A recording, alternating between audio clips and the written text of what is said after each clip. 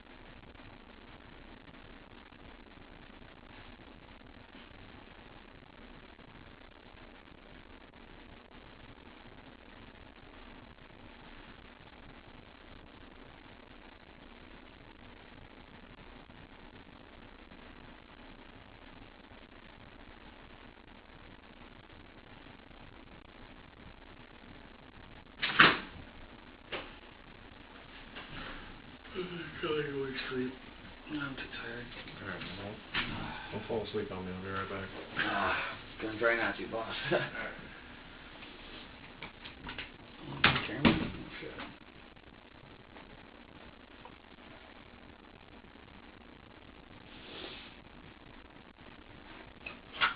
Yeah.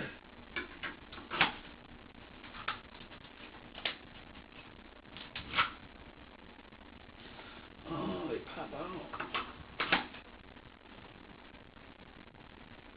I like it this year.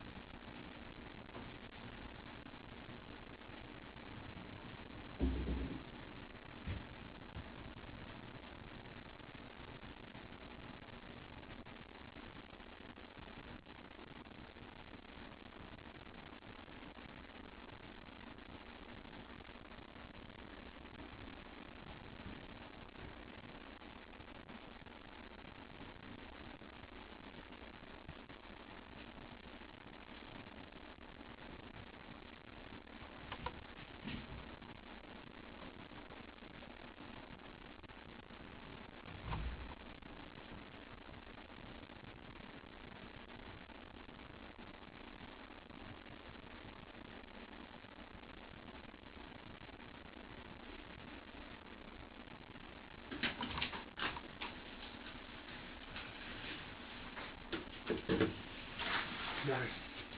Yeah. How are you? Early morning. Yeah. What, do you work late? No, I just work every day and I don't get a day off. Yeah. So it kind of takes a toll on me after a while when I'm a night owl and I get insomnia, so I don't really... That's what I figured. I thought maybe you worked the overnight because No. that's a 24-hour place. Actually, Kmart's not 24 hours anymore, believe it or not. No? No, they closed it at 11. Oh, no kidding. Yep. Wasn't that long ago. The only place that's open 24 hours now is Walmart in Sarasota. Huh. Yep. The one on Quaker Road's not open 24 hours? Nope, they changed the hours. How come? They said it was driving in certain businesses that they didn't want, that people all hours of the night were coming in, junkies and drug addicts and stuff like that, I guess, were stealing left and right at night. Yeah. It's pretty crazy. I mean, even working at Kmart right now, I see people come in here. I talked to one of the guys, a security guy there. Someone tried to steal $600 worth of merchandise. Why do you go to a convenience store trying to steal something if you know you're just going to get caught? People don't think the cameras work. Every camera there works, and they're all being watched. It's pointless. Even I'm watched every day. It makes no sense to me. Why would you take so much time out to go somewhere to steal? Just get a job, go buy it. Mm-hmm. Jobs are hard to come by, but hey, took me a year and a half to get mine, but I got it. How long have you worked there? Let's see, next month will be 24. About 3.5 months. It's not bad. It's a good paycheck. Are you from the area? Yes, from Glens Falls, actually. Is your first name Cliff? No, but that's my father. I think... Did you have a relative that was a cop in, like, Glens Falls years ago? Probably, yeah. What was his name? Years ago, back Honestly, in like I really... 50s? I honestly 40s, really 50s, couldn't something tell like you. that. I'd probably have to ask my father that one. For some reason, I looked on their website, and I thought there was an older Probably. picture of a cop in the 30s or 40s. Oh, it wouldn't surprise me. F-O-S... M-E-R. M-E-R. Yeah. I don't know, maybe not, maybe. Oh, it wouldn't surprise me. I mean, I got family everywhere. Now, how old is your dad? My father, 23, 47, 48, I believe.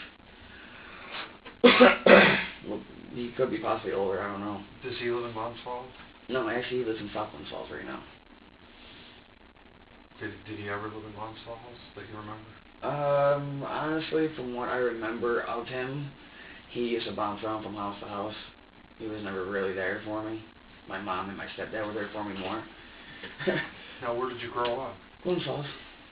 Anywhere particular street? You guys are actually going to know my stepdad. He was actually in the paper a while ago. 11 Stevens Street. I don't know if you guys are familiar with that building. By the high school? Yep.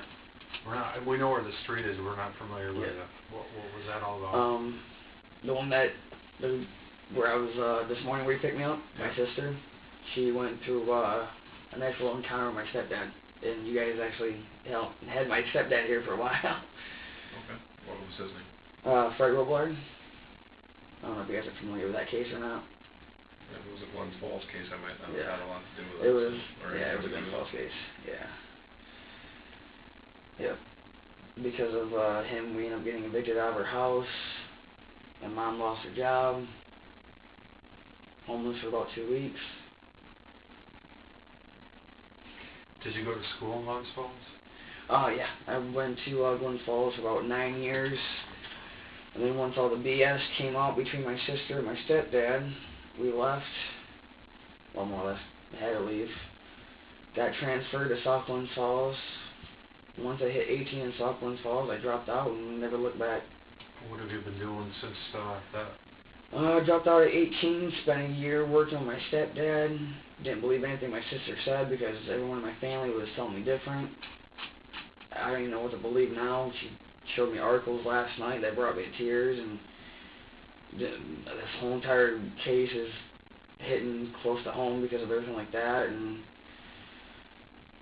it's just really weird because working at different places, it's really hard to work because certain things just hit home and I don't want to be there.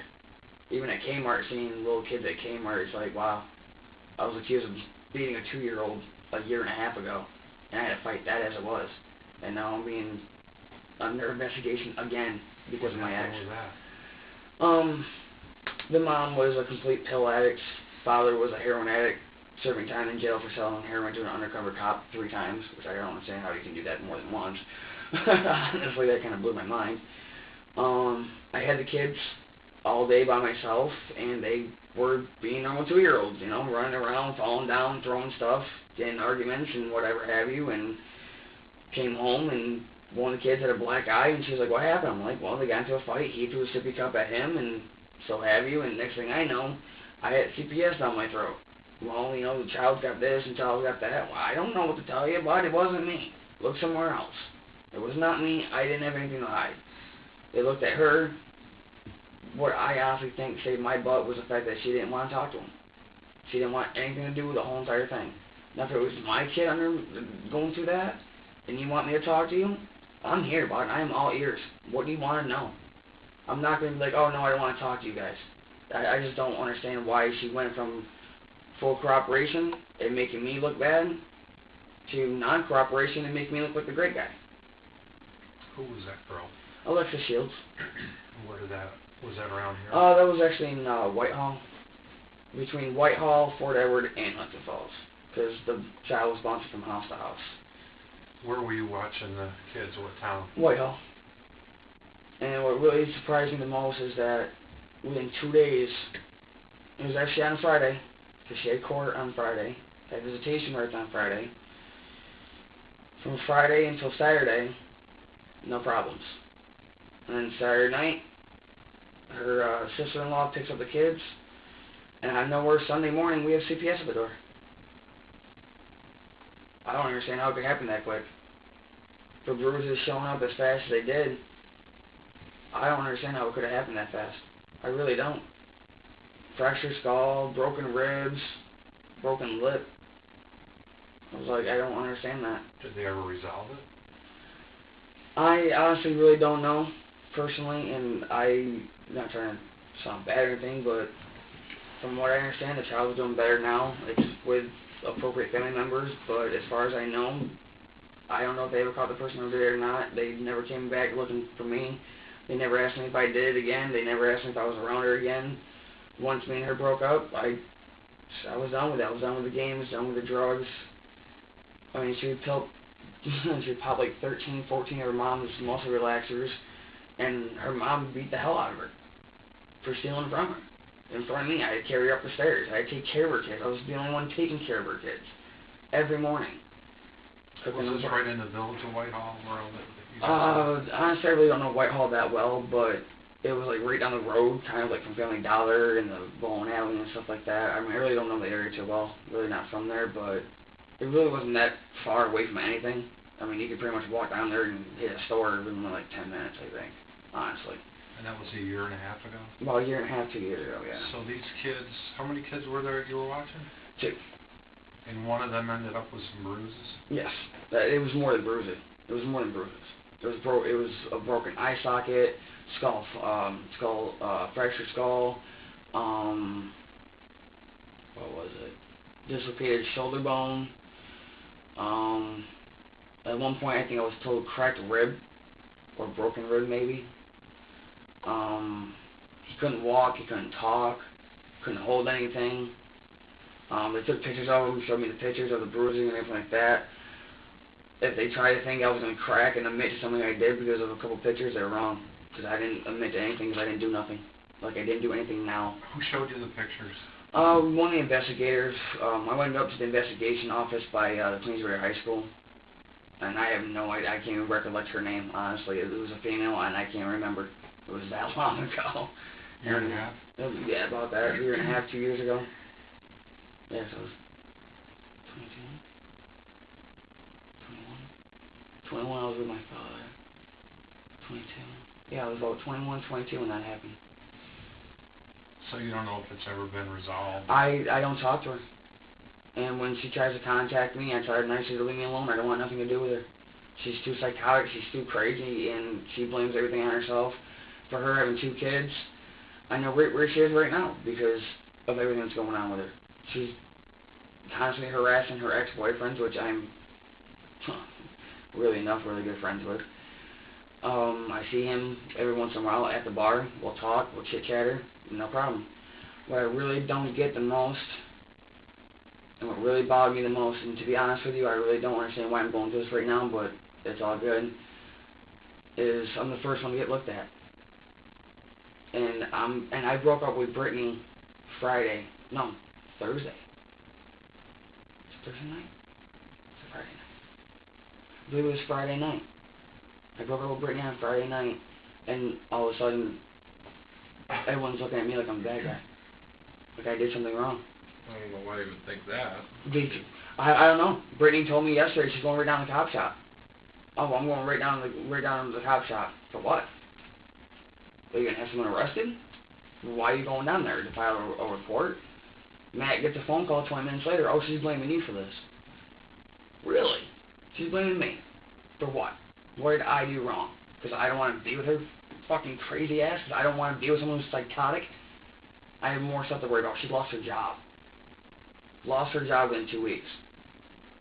Now, if you want to be a mom and you want to step up and take care of your kids, by all means, do you. I'm all for it. I wanted to help her out. We were on the verge of getting an apartment together. She was doing great at work.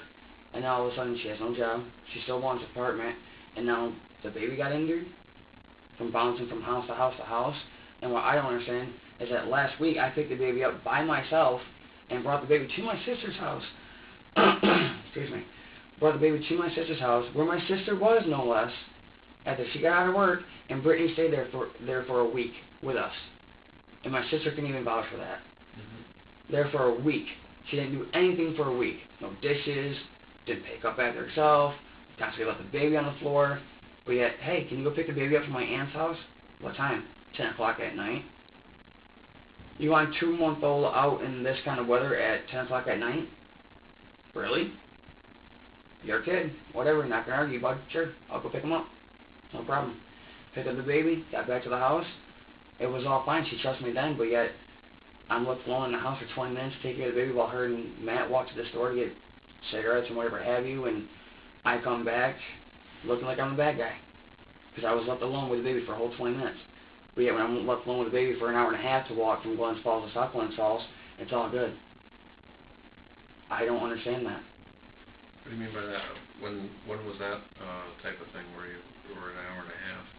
Because I think her name's Wendy, I'm not exactly sure, but her aunt or whatever have you, I guess, are really good friends enough to be considered aunt and niece or whatever. 9 Grant Street, I believe, in Glens Falls, is where the baby was. I had no idea where the baby was. At home, I was walking home, no less. Can you pick the baby up? What time? About 9:30, 10 o'clock. Tonight or in the morning? Tonight. What time do you plan on getting out of work? I'll probably be out around 10:30, 11 o'clock. Okay, no problem. Why can't you do it? Well, the car that I'm driving in really isn't safe enough for the baby and da-da-da and this and other thing. Okay, whatever, I really don't care. Yeah, I'll go pick the baby up. I'll walk all the way from the house, pick the baby up, walk all the way back to my sister's house by myself with the baby. No questions were asked, no nothing, baby was fine. She asked how the baby was. Told her fussy. He was crying most of the way. I didn't have anything to feed him because she didn't have anything in the thing, and I was like, you have everything that the baby needs. I have nothing. I picked the baby up. The only thing he had was a bottle, a little bit of formula, and that was it. I can't make a bottle out of nowhere in the middle of the street. I have no water source. You know, I can't just spit in a bottle and go, here, you know, drink that. You know, so I was like, I couldn't make him a bottle. I checked his diaper. He was fine. He was a little wet. Right there, we wait till we get back to the house to change him, which I did. Wait till we get back to the house, changed him, sat there with him for a little bit, and he was completely fine, completely content. When was this?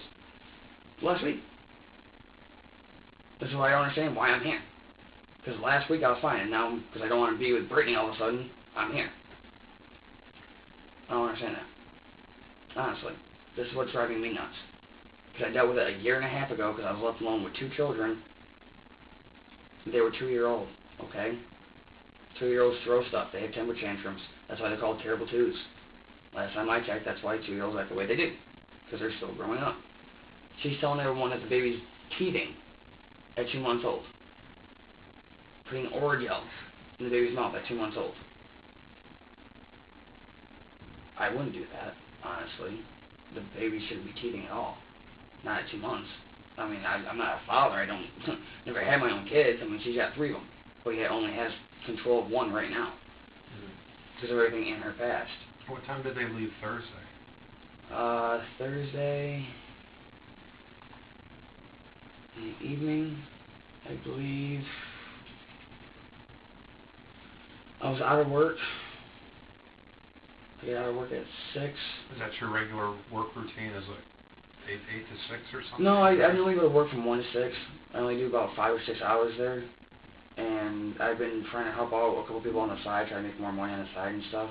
But on Thursday, you ended up at her house at about what time? Thursday, I got out at 7 because I stayed an hour late. Got to Matt's house around probably 7:15, 7:20, because it takes me a couple minutes to get everything ready and punch out. So about 7:15, 7:20, I got to the house, and I would have to probably say it was around like 8:30, 9 o'clock. She wanted to go get cigarettes. She wanted me to walk with her, but I really didn't want to because my kneecap was really hurting me from work. I didn't want to go. Told her I didn't want to go. And she started fussing about it, and Matt said, okay, well, you can stay here, watch the baby, me and you go. And I said, yeah, that works out. I'll stay here, watch the baby, spend the time with the baby, and that way you guys can watch this door and walk back. And I asked Matt how come he doesn't just go up to Hess. And he said, well, I've been walking up and down hills all day. I don't want to walk up and down hills anymore. I'd rather just walk straight and walk there. Okay, no problem. It took him about a half hour, almost 45 minutes to get back, which kind of really bothered me because it doesn't take that long to get there and get back. What? You got out at 7 that night? Yeah. Now, do you walk or drive? I walk. So you walk from Kmart to the Matt's Boulevard? house. Yeah. Is it Matt's house or is it her house? It's Matt's house. She's not even supposed to be there. She's not on the lease at all. And Tom's already told Matt, which is Matt's landlord, that if he's there, Matt will get evicted. And Matt's been freaking out because he has nowhere else to go. His marriage is what it is right now. I mean, he barely sees his wife. And she is driving him up the wall. He's already told me that he can't handle it no more. Does he work? No. He's got cystic fibrosis. He can't do anything. Now, as far as you and this girl go, where did you meet her? I've actually been longtime friends with her. I've known a lot of her family, a lot of her friends. We actually grew up together. Well, not really grew up together per se, but a lot of people that I know, she knows very well. A lot of people that go to the bar Thursday and Friday night, you ask anyone, you know, any of my friends who I am, they can point you out right to me. You know, and be like, oh, that's him. The Daily Double. Do you go there? Yes, I do. Does she go there too? Yes, she does. Did you meet her? Or did you go to school No, with her? actually, I really can't recall how I met her. It was a long time ago. Honestly, we never really hung out that much, and I really can't even recall how we started hanging out more. I've always had a small crush on her. I thought she was a good girl, you know, whatever have you, and thought she was great to be around, but next thing I know, come to find out, I'm wrong. Completely wrong. She's early psychotic. She's bipolar. She needs pills. She needs counseling, as far as I'm concerned. And as far as a mom, I can't knock her as a mom. I really can't. She's there for her kids when she gets a chance to be there for her kids. But the whole entire work ethic and house ethic, personally, she lost her job because of all the appointments and everything like that that she's supposed to be had, and she wants an apartment. Well, for you wanting your apartment, you need a job. You need a job, you need money. You need to go back and forth to work. She wasn't happy with that, and that's what more or less made me break up with her, honestly. And I can't even recall when we even started dating. It was probably about maybe a month and a half ago tops, if that. I mean, we were off and on because she's crazy. I could say one comment to her and she flips out. But yeah, it's okay for her to flirt with other guys and not expect me to get mad. What gets her angry? Anything and everything, honestly. The saddest part is when I told her that I had a 12-pack of glazed donuts for her, and I didn't bring them home because they wouldn't fit in my book bag. And she called me an asshole for it. What day was that?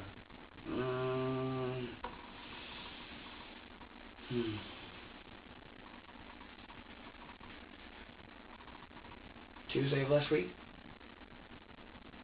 She hands-on, is she, when she gets mad? She knows her little secrets that no one else knows.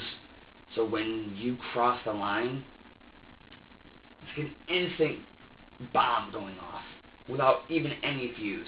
Mm-hmm. It's just instantly lit and gone. She can sit there and be completely fine, talk to you, and once you're an asshole to her, make one wrong comment to her, I could be a dick to him and have him be, a dick to me, but yet not get into any argument. But yet also say, you know what, I don't like the way your pants fit you. She'll snap instantly. Well, if you don't like how they fucking fit, then go find someone else who they fit fucking better on. Well, also I don't like the way the pants fit on you. Go change your pants. I just don't like the way they fit. And that's how she snaps. Does she get hands-on with you, though? Oh, yeah. Oh, yes. What does she do? Scratch my back. She'll pull on my nipple rings, bite my neck, bite my shoulder. She'll sit on me. If I try to move or whatever, she'll go over to my neck. She'll hold me down. I've never laid a hand on her. And if anyone says I have, then they're full of shit. Because I've never hit a woman in my life. I've been raised better than that. I restrain her. And by that, I will grab her by the wrist, put her behind her back, and I will hold her there. I'll say, are you done yet? Are you finished? When you're done, I will let you go, so I can go somewhere else and let you cool off. Are you done? Are you done? Are you finished yet? And she'll sit there, and she'll laugh. And go, yeah, I'm done. Okay? I'm done holding you then. And then she'll get up, sit in a chair. She'll be quiet for about a whole 5-10 minutes. And then once they make another comment, it's all over again. She'll snap on me again. But it's alright. I got used to psychos. I can deal with that. It's the hitting I cannot tolerate. What do you do when she snaps again? Same routine?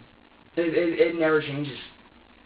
She'll curse at me, she'll yell at me, tell me to go fuck myself, tell me to go be with someone who's better than her. Your restrainer. I'm not going to come at you, believe me. I'm not even worried about it. She'll, if she's going to hit me, whatever, bite my neck, I'll be like, listen, you need to stop. If you're not going to stop, I'm not letting go. So what if she starts coming towards you? I'll just like this, you really need to stop. Please stop. And then when she'll start fighting me, she'll start, going like this, we'll start going like this, and I'm like, no, you need to stop. This is getting old. I don't want to be with someone who's going to be like this. And then go be with someone else. Fine, I will. And I'll let go. And then she gets all mad at me. How long does that take her to calm down? If she's got a cigarette, in matter of minutes. Oh, she needs a cigarette to calm down? Oh, yeah. If she doesn't have a cigarette, it's my fault. If she can't go to the store to get cigarettes, it's my fault. When was the last time you actually had to restrain her like that?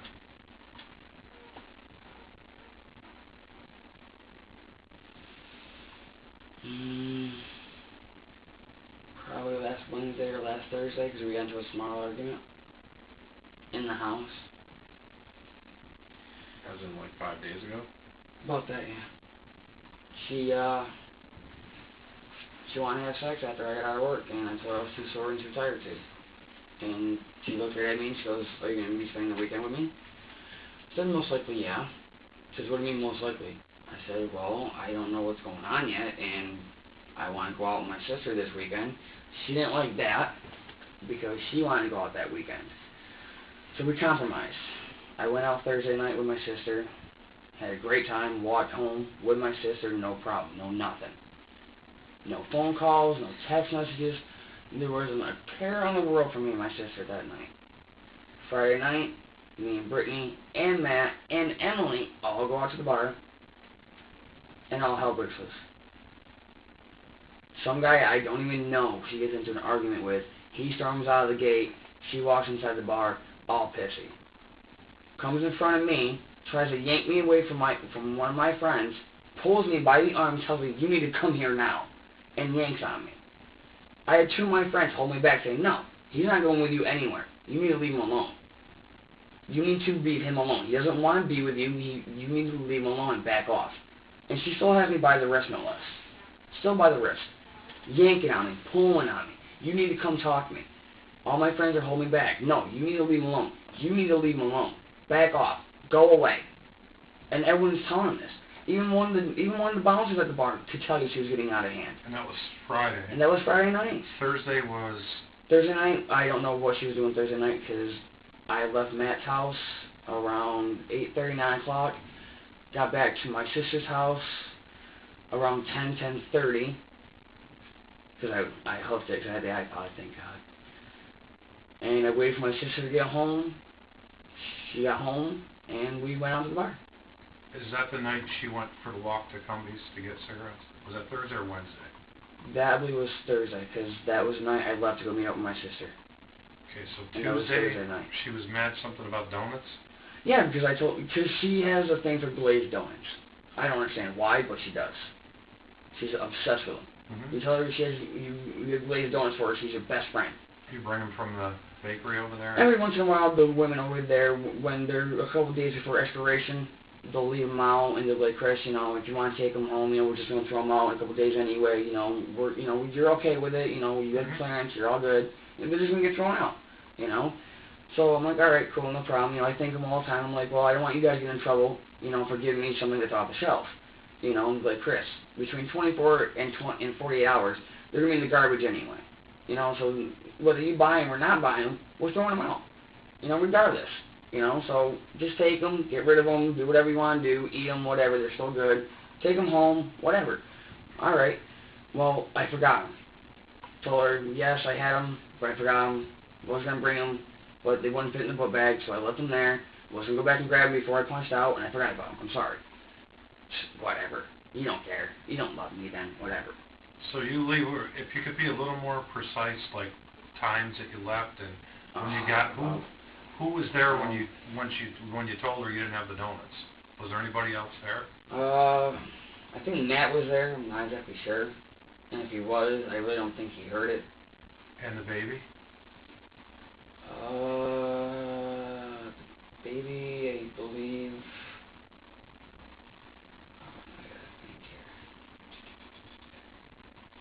I believe the baby was in a car seat.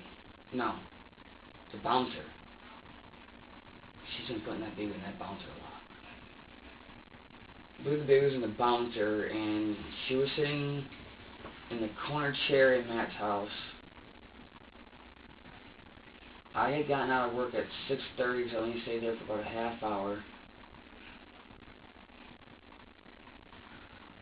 Walked to the house.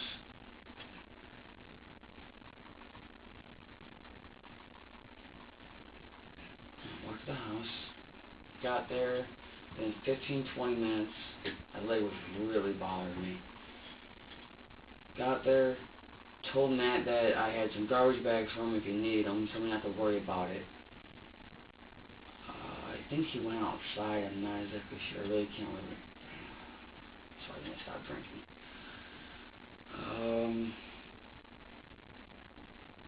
She was in a chair, told her that I had donuts for her, but I forgot them. Did she freak out on you? No, she got all mad and huffy and puffy and just didn't talk to me. She didn't come at you though? No, the only time she pretty much does that is when, she thinks it's funny to fool around. And she'll come over to me and she'll, start nitpicking at me and start trying to tickle me in the side or something. And I'm like, babe, stop. I really hate being tickled there. And she's like, oh, come on. I'm like, babe, you really need to fucking knock it off. And she's like, wow, what's your problem? I'm like, I don't like being tickled there. It hurts. I have rib problems. Will you fucking knock it off? Whatever, be all fucking pissy then. I'm like, I'm not being anything, and then she'll bite my neck thinking it's funny. I'm like, babe, that's not funny either. What, it's not your ribs? No shit. She was a little mad about the donuts not being there. Yep. What was the rest of that night? How did all that go? Okay. She doesn't really flip out that bad, but she does. It's just weird. She has her moments where She can be completely fine, and then she just gets all irate for no reason. What time did you leave that night?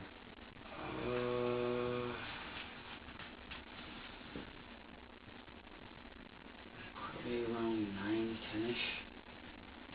Everything was good when you left? Yeah. Where was the baby? Baby, I believe,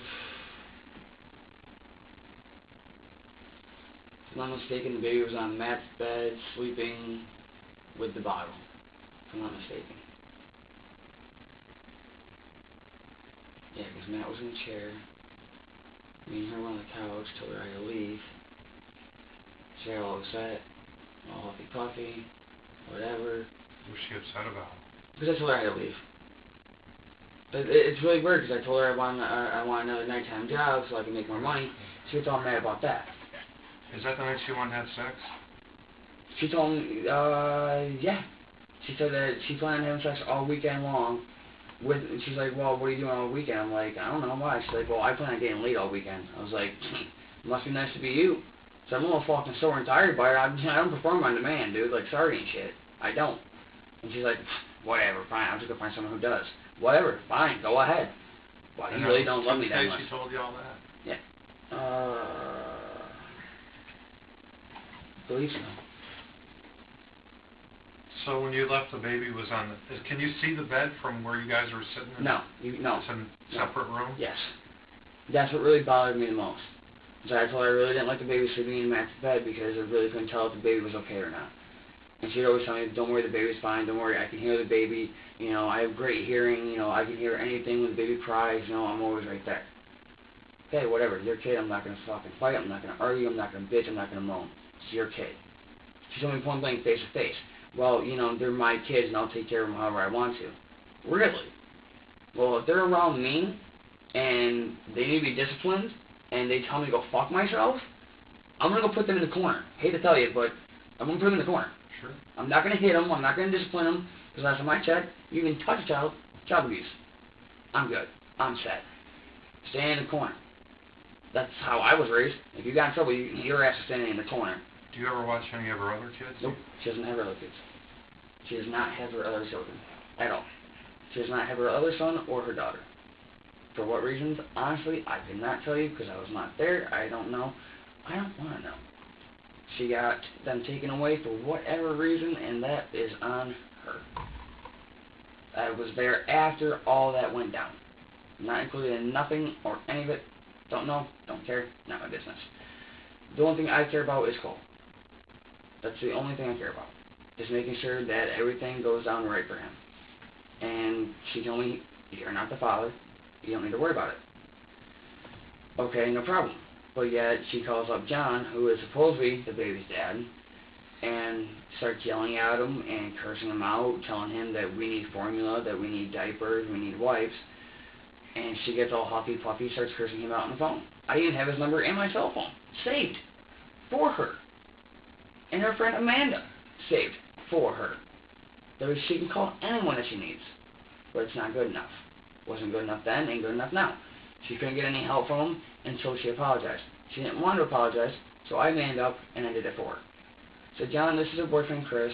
We need stuff for the baby. Do you mind helping? No problem, not at all. Cool. That's all he wanted was to be asked. Not yelled at, not talked down to, not cursed at, just simply asked. What's his last name? I don't know. I couldn't... Mallard? Does he live around here? Honestly, I never met him. I don't know anything about the guy. I never met him. So you leave Tuesday and you walked home? Yes, I always walk home. Grant Avenue or South Glens Falls? South Glens Falls. Grand Avenue was where the baby was when I had to go pick him up. Which I really don't think was fair to me to have to go pick him up, but whatever. It's a pretty long walk, isn't it? It is. To South Glens Falls from there? It is. And that's what I told her. She's like, well, can you pick the baby up at 9:30, 10 o'clock? I'm like, really? Are you serious? Like, I'm working right now. You haven't worked in a fucking week. You sleep all day. What was the last job she had? Wendy's. She just recently got fired from Wendy's about a week and a half ago, 2 weeks ago, if that. She worked there long? No. She didn't last a month. Did Mishenko ever work at Wendy's? Nope. He, as far as I know, the only job that he's ever had was years ago, and it wasn't even in the same county. Mm-hmm. What was your Wednesday like? Wednesday was good. Wednesday was fairly okay. I got out of work. What time did you go into work? 1, like usual. I try to leave my sister's house between 11:30 and 12 because it takes about an hour and 10 minutes to get there roughly, depending on what way I walk there. So I normally leave between 11:30ish and 12. Get up between 11. Walked to work. Got there fine. Had a good day at work, surprisingly.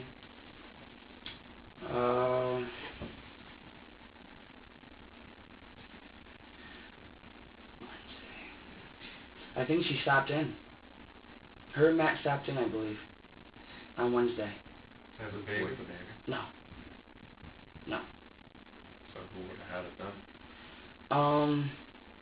Probably Margot and Kevin from next door, because they like to babysit every once in a while for her, because Margot likes spending time with the baby and stuff like that. So they go over to the next door neighbors, ask them to watch the baby while they come and visit me at work. With me not even knowing anything about this, and I've been yelled at more than once for them coming to the job, and I keep telling them that they can't just show up randomly. They gotta wait for me to let them know when I'm on break. She doesn't care. She'll walk right in there, find me. I'll be cleaning something up. Oh, well, can you go smoke a cigarette? No, I'm busy right now. I'm working. What time did they show up? Randomly. They'll show up in... What time? Sometime between 1 and 6, right? I was on break at 3. I went on break at 3, and they showed up probably around 3:30ish. I went outside with them for a half hour, smoked a couple of cigarettes with her, told her I had to go back to work. She got all pissy, and she likes to play that whole entire kissing game where she thinks it's funny to constantly want to kiss, and won't let me go until she gets one, and then it's another one, another one, another one, another one. I'm like, I really gotta go. Whatever, fine. Yeah. See where this is gonna go. Okay. And then I'm like, Matt, I gotta go back to work. He's like, yep, I know. He's even yelled at Brittany. Brittany, he's gotta go back to work. We gotta go. You know, he's even told her, he's gotta go. You know, it's 4 o'clock, but, you know, we gotta leave. You know, he's gotta go back to work. She doesn't want to. You know, she never wants to leave, but she does. She'll leave. And I'm like, okay, well, who's got the baby? Oh, well, you know, they're next door, or so-and-so's got him, or he's here, or whatever. Where did she say the baby was? I think she told me Margot's, I believe. I asked her where the baby was, and I was like, okay, so where's the baby? And if I'm not mistaken, I think she said that Margot was watching him for a couple minutes while they came and visited. And then she was going to go back to Margot's to roll a couple of cigarettes, pick the baby back up from Margot's, and go back over to the house and wait for me to get out of work.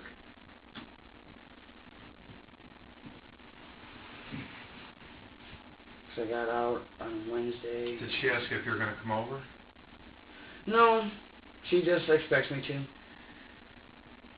She'll just give me that look like, you're going to come over, right? That kind of look, and I'm like, I guess so. And then she'll be like, uh-huh. And then she'll walk away. Matt will ask me, yo, you going to come over after work? Most likely, yeah. Okay. Well, door will be unlocked, we'll probably be home. Okay, no problem. So you got out at 7 that night? I believe so, yeah. Walked over there? Yep. What happened when you got there? Nothing, it was all hunky-dory. Everything was all fine, no problems, no nothing. She had the baby, Matt was holding the baby for a little bit, I was sitting on the couch with her, smoking a couple of cigarettes, and baby was fine. Baby had no problem, sleeping, everything, woke up every once in a while, of course being a 2-month-old, crying, freaking out, and of course I say the same thing every time I always say. He's probably hungry or needs a diaper change. Yep, probably right. I know I am, because he's been sleeping for a while, he probably needs a diaper change, or probably he's hungry. You want to feed him, baby? If you want me to, sure, I don't care, I'll feed the baby, sure, whatever. So she'll give me the baby, or give Matt the baby, or she'll take the baby, and one of the 3 of us will feed him. And then one of the 3 of us will change him, and he'll be fine. She'll put him in the jumper or the car seat, and rock him back and forth until he goes back to sleep again. Was the baby crying when you got there? No. Matt was holding the baby? I believe so, yeah. Matt was holding the baby. I asked him how the baby was doing. He said, fine. Baby looked fine to me. Baby looked okay. And I said, okay, well, you know, you want me to take him for a little bit so, you know, you can, you know, relax your arms or whatever, sit down and relax. And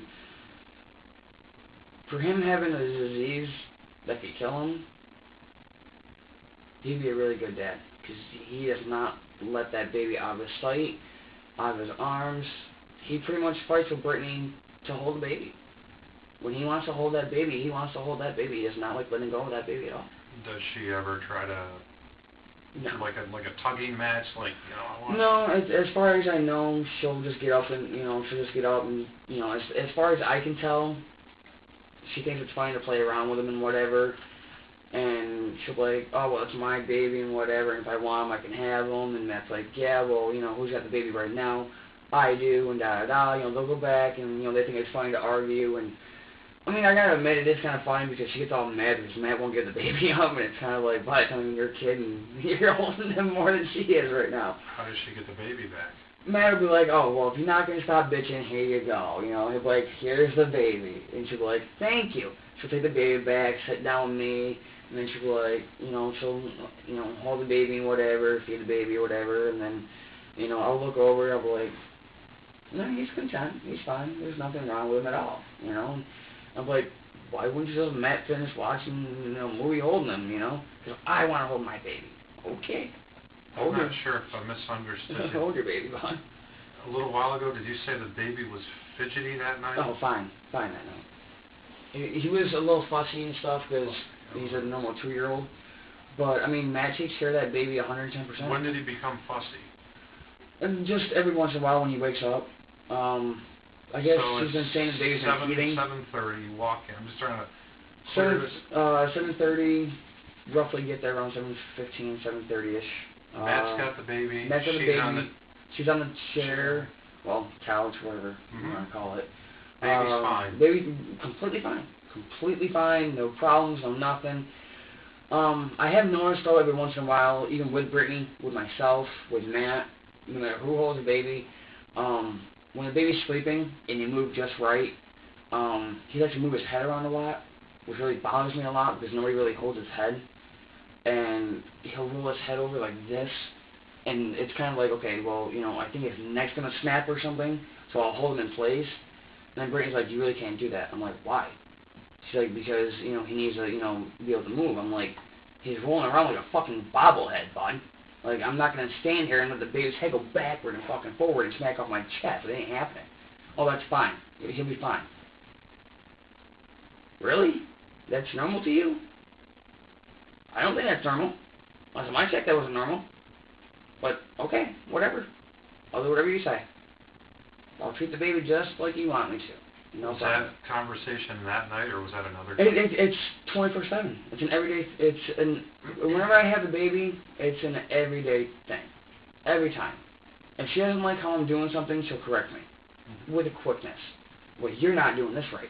You're not doing that right. You need to stop doing this with the baby. Well, if you did this, the baby doesn't need this. The baby doesn't need that.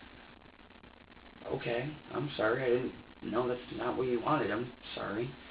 She'll be like, oh, well, you know, feed the baby. Okay, how many ounces? Really? You've been taking care of the baby for how long now and you still don't know? Well, you guys have been going fucking back from 6 to 8 to 7 to 9 to 12. I don't know what the fuck you're feeding the baby. What number? 6. Okay, no problem. What really upset me the most is that feeding the baby milk,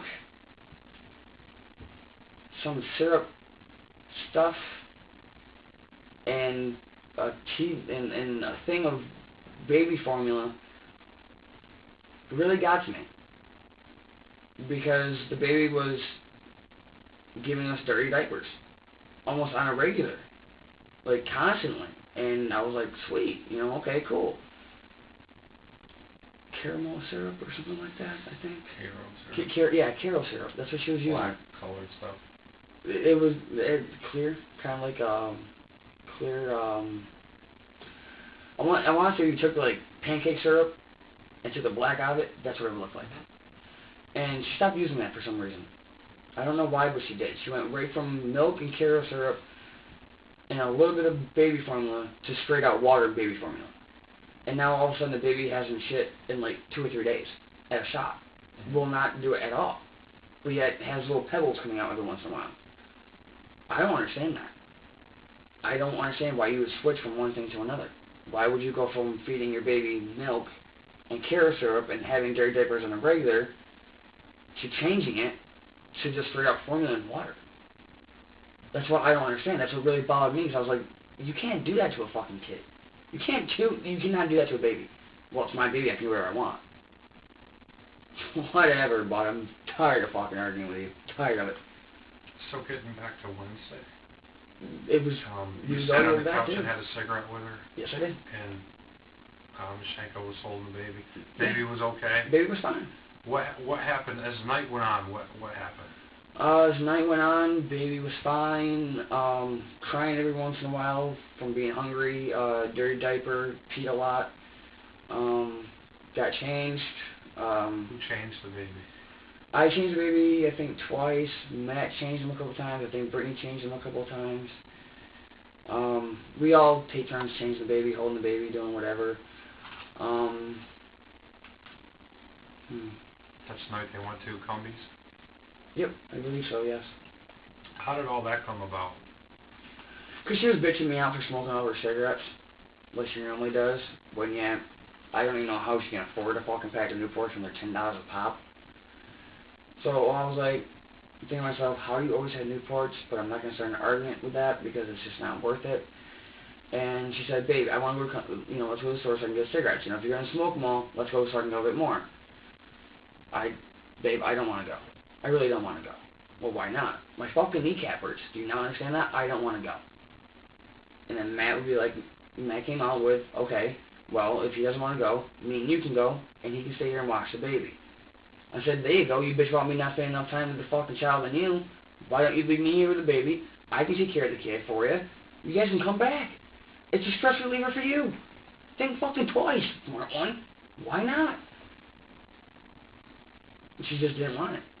She did not. No, I want to spend time with my man. I want to spend time with my boyfriend. Matt, you're fine with the baby. I want to spend time with my man. Well, I want to spend time with the baby. So can you and Matt go, please, so I can spend time with him? Fine, I guess so. They came back. She was wondering what was wrong with the baby. I said nothing. Baby was fine. Baby was on my chest, sleeping. No problem. And I said, what's this mark on his shoulder? She says, what mark? So there's a mark on his shoulder. She goes, oh, it must be from his car seat or from his bouncer. I said, okay. I didn't think twice about it. I really didn't. Did not honestly think twice about it. She had the baby more than I did. I barely go over to the house because I can't stand being around Matt's wife, let alone the way the house is. And I told her that I'm not going to be around at the house if she's going to be there, and I'm not going to be there if the house is going to be destroyed. And I told her that point blank to her face, and I told Matt to his face. I'm sorry, but I can't. I'm not going to be in a house where there's nothing but fucking fruit flies. How can you subject your child to that? There's nothing but flies around because of her fucking guinea pig that she's never there to take care of anyway. And yet, Brittany has no problem taking care of that house to make sure that her child's a lot better. And she wonders why I don't come over. Matt got out of the hospital on Monday. It took me until Wednesday to go over there. It took me 3 days to go over there. When I knew he was out of the hospital, Monday. What time did they leave for Cumbies? I'd probably say around like 8:30. And then Matt handed the baby over to you? Well, Matt gave her the baby, and Matt was getting ready. She had the baby for a little bit. And I said, okay, well, if you're going to the store, then give me the baby. And she goes, okay, no problem. She handed me the baby. She got ready, and they left. What was the baby wearing? A onesie, like usual. Just a onesie and a diaper. If even a onesie at all. What do you mean? Well, can you remember if it was in pajamas or if it was just a diaper? I believe he has a onesie on. I believe. He really wasn't that hot out that day. And I really didn't like him being in a onesie if it was really hot. Mm-hmm. did you have to change them at all? Yeah, I had changed them a couple times. I think I changed them 2 or 3 times when they were gone. My cell phone was off, so I couldn't call them or anything like that. I haven't had a phone in like a week and a half. 2 or 3 times in 45 minutes? Yeah, he really does pee a lot. Seriously, like, he really does. You can ask anyone. That baby pees a lot. It's almost like every 15, 20 minutes he will pee in that diaper. Like, it's crazy. It's insane. And I even told her, and he's like, and she goes, okay, how many times you change the baby? I said 2 or 3 times. She goes, you peed that much? I said, well, you guys have been fucking feeding him almost, every half hour. Yeah, he's got to pee that much. So he's not been giving me dirty diapers at all. He's just been peeing a lot. Why is that? Oh, it's probably just a formula. Okay. I'm going to leave it at that. Whatever. Baby's fine. Here you go. Take the baby back. And that was it. That was the night. I just left and went home. And that was it. When they left, who had the money, her or Andrew, to get cigarettes? I think Matt had the money. Did she hit you up for money? I don't get paid until Friday, so I don't have any money on me until Friday. Was she mad that you were smoking her cigarettes? Not so much mad, but I think she was more mad because I didn't ask, more or less, and I think she wanted me to ask her. But whenever I have cigarettes, she doesn't have to ask me for them. She just goes in there and takes it, which really bothers me. So when they left, you really don't know who was going to pay for them, right? I didn't even know she had money. She just told me, baby, if you're going to smoke all my cigarettes, I got to get more. Okay. So they go, you have the baby. I had the baby for almost a good half hour, 45 minutes. I mean, it was amazing how long it took them. Diaper and a onesie? I believe so, yeah. Is there air conditioning in the house or fan? Air conditioning in Matt's room. There's only one. And there's one fan in the house, and that's in the living room. And that's it. Was that running then? It's always air on. Yeah, it's always on. It's always on. Cool the whole apartment down? Not really. Honestly, no. She sleeps in Matt's bed with a baby, which I really don't think is appropriate. I told her that many times. And even Matt told her that. She sleeps in Matt's room and Matt's bed because the AC's on 24/7. So she goes in there to cool down with the baby. And honestly, it really does help the baby calm down because of the coolness. Because when the baby gets really, really hot, he tends to throw up, and he tends to pee more, which I really don't understand how that works out, but it does, I guess. I don't know. So you've got the baby. I had the baby for about a half hour, 45 minutes. Did you feed the baby at all? I tried to make the baby a bottle, but he wouldn't take it. He wasn't hungry. When you were making the bottle, where'd you put the baby? Put the baby down on the couch, snuggled him up in the biggest blue blanket that's always on the couch, and he had a donut pillow around him. And that's what she uses. She said it's fine, that you can leave him like that while you go make a bottle, it's not going to take you that long, it's whatever. So I said, okay, no problem. I didn't think it was right, but it's not my kid. I'm only going to listen to the mom so far as I can, So I was like, alright, no problem. So I put the baby down, curled him up, completely wrapped him up, and I put the pillow behind his head, lifted him up so that way his head was on the pillow, and that way his body was inside the pillow.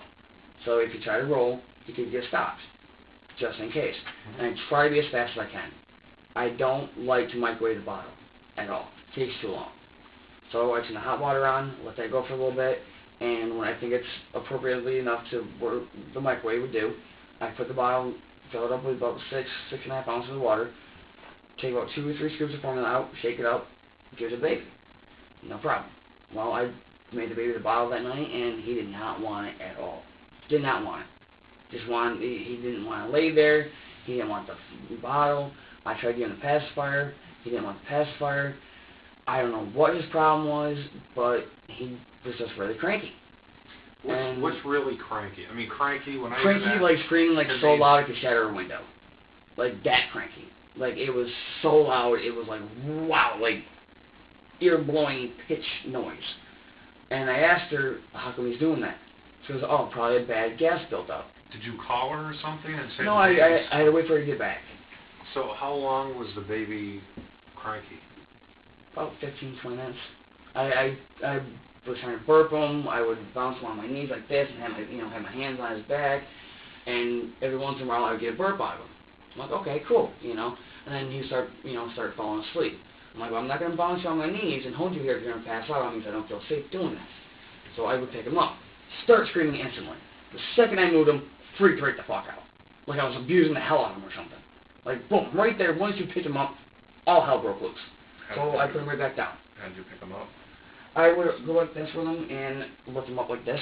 So this way my fingers will be underneath his jawline right here. And that way my thumb will be in the back of his head. And that way when I would pick him up, this way I can elevate him nice and slow. And I would always lean with him, and that way I would go like this. Oh, so he's face down. Face down. And you're picking him that up way. by the chin? Both of the arms were sprawled out like this. So he would be looking like this. I would be bouncing nice and gently like this. And he would be almost completely passed out.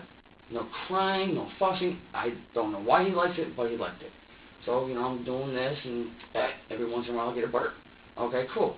Well, I would pick him up, and I would go like this, because I really don't like picking him up underneath the throat. It bothers me. So I would put my index fingers underneath his chin, and then my fingers behind his head. And that way I could lift him up just like that, and underneath the arms. And that way when I lifted him up, he would have no problem, head was completely secure, and that way he couldn't flop around, and he was all secure, right in my arms. That way, just in case anything happened, I still had control of him, just in case. Because I got 4 scars on my wrist, and my wrist tends to give out. And I told Brittany I don't like holding a baby when my wrist is hurting. She doesn't care. So I hold the baby anyway. And I've almost lost control of the baby 3 times. I'm not gonna lie about that. It scared the hell out of me. I've gone to Brittany and told her, you gotta take the baby, my wrist is killing me, I can't hold him no more. Well, why not? No, surprisingly, it really didn't. I mean, I work with it completely fine. I mean, the garbage, it weighs more than he does, and I can pick that right up over my head and throw it in the dumpster with no problem. It's just that every once in a while... This is a baby, though. Yeah, but out of like nowhere, it just gives out. I mean, my kneecap gives out, my wrist gives out, and... If it were to give out, could you lose control of doing, let's say you're lifting... If I had a baby, my wrist was to give out, the way I turn with the baby, I would go like this. If my wrist was to give out, I would cave right in. That's the first thing I do is I would cave right in. It's never happened before. And just go like this just in case. Because I rather, it's really going to be bad to say this, but I'd rather compress the baby than let the baby be mobile. Because if, in my opinion, if the baby is mobile, then he can roll off me and get hurt. I'd rather kind of like compress him against my body and then lift him up that way to make sure that he's not going anywhere. And like I said, this way he's fine. I mean, I don't know if that's a proper way to do it or not. I don't know. I never taken classes on it. But that's what I do just in case my wrist does give out. Because I don't trust my wrist at all. Even at work, I don't trust it. I've hurt people at work because of my wrist. It's kind of funny, but it's kind of sad. And How would you hurt people with your... I don't understand that part. I'm sorry.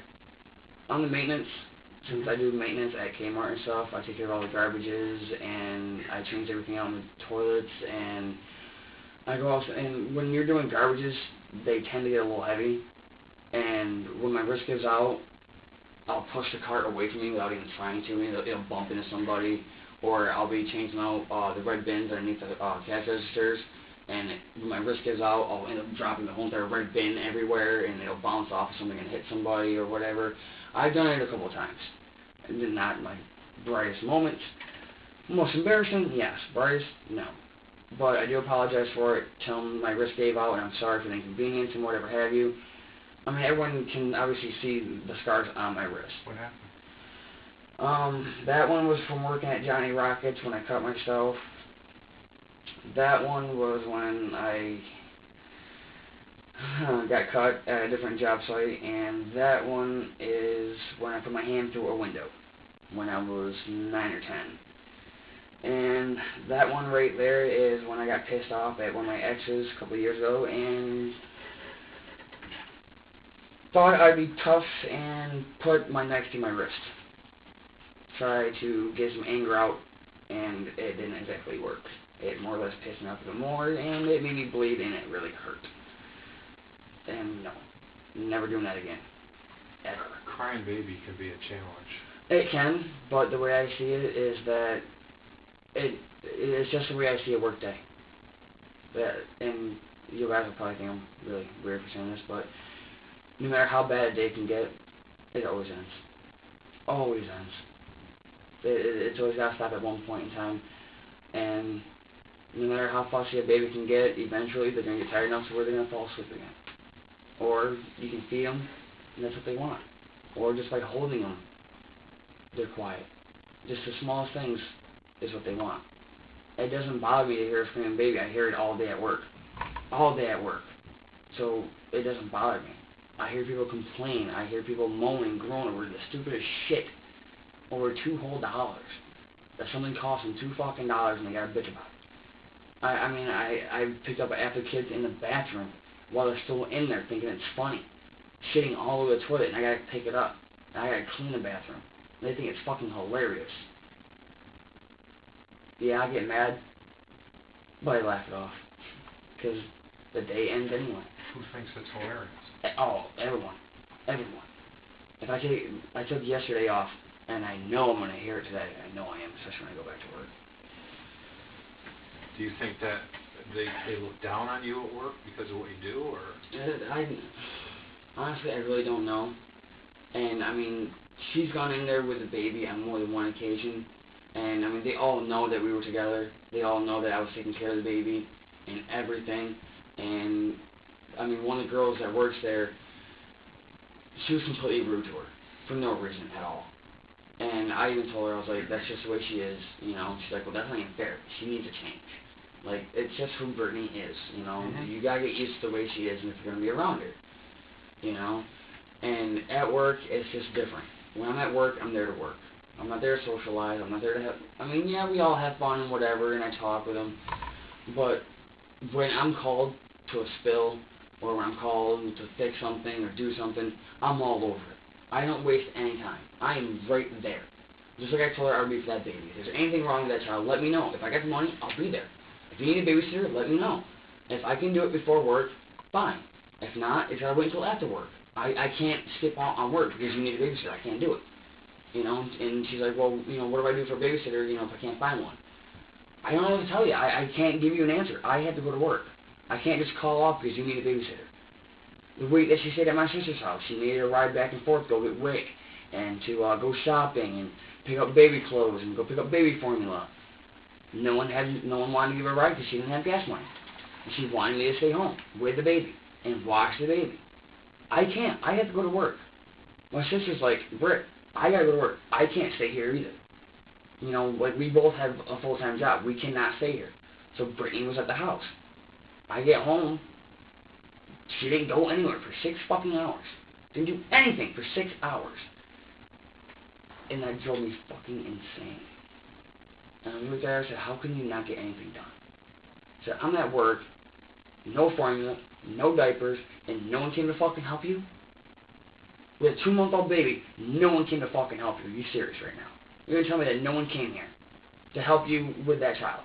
No, because everyone wanted gas money. Why do I not fucking believe that? Why do I not believe that when you had the fucking stroller in my sister's room, car seats right there, you could have walked your ass anywhere to get help, and you didn't want to do it? Why is that? Because you're fucking lazy. Because you don't want to do anything. You can't hold on a fucking job. And she expects me to fucking bend over backwards. I'm not bending over backwards for anyone unless they fucking deserve it, period. And I'm not going to take responsibility for something I didn't do. I'm not going to go down for someone when they know they did wrong. I mean, I have no problem being there for people and helping people out, but when it comes to this shit, it really does aggravate me and send me over the edge, but I don't get mad at it. I can't get mad, because it's not worth getting mad at. So she's out at Cumbies, and the baby was, you said, like, I think 15 minutes was kind of fussy. Within about 15, 20 minutes was kind of fussy. No. That was like screaming at the top of his lungs, kind of thing. I would hold him, and he would just, I would pat him on the back, just doing whatever I could, and he just leaned his head back and pow, right into my ear, and it was like, oh, come on, bud. You really gotta stop, like, come on, bud. Like, come on, you really gotta stop. And he'd do it again and again and again. I'm like, oh. I'm like, I really can't wait for your fucking mom to get here so you can scream in her ear and piss her off. And that's all, I know that it's not his fault. It's but not you his. laid him out. I would pick him up the same way that everyone else does. At least that's the way I think everyone else does. I more or less grab him right by the nipple area with my thumbs, and I grab him by the back, and I never go underneath the armpits, ever. I was always told never to do that just in case, because the baby could slip right out of your hands. So I don't do that. So when I pick him up off my chest, I had him by the nipple area, and my fingers were completely separated on his back. And I went just like this, sat him down, laid him down like that, and that way I went like this to his head, turned his head sideways, that way he could breathe. That way I didn't snap his neck, and that way I didn't hurt him. Took his legs, stretched his legs out, and all I do is I put my hands on his back and just went like this. That's all I would do. Was he still crying? He was, but after a while, he let out a couple of burps, and then he was still crying, and it got really bad to where I had to stop, because I couldn't tell if he was breathing or not, and I didn't know if I heard him, and I had to check down, and I had to like lift his head up, and there was a pile of drool on my pant leg. I'm like, okay, well, at least I know you're drooling like crazy, and at least I know you're breathing. And he started fussing again, because I stopped. Was he thrashy? No, not really. When I bounce him and I'm like this, he's really calm and he's really still. And that's what really scares me, because I didn't know if I heard him or not. Because I didn't know if I crushed his lungs or if I hurt him or if I was bouncing him too hard and I hurt his neck or something. I mean, I stopped because I was freaked out. I didn't want her coming home, oh, my fucking kid's dead because you don't know how to take care of a baby. No. Did you think there was a time that he stopped breathing? Yeah. Did he stop breathing? No, because he was just breathing nice and slow, and that's what scared me. Because when I'm bouncing him, I couldn't tell. I was like, okay, yep. And then about a couple minutes would go by, I'm like, are you even fucking alive anymore? Like, what, did I kill you or some shit?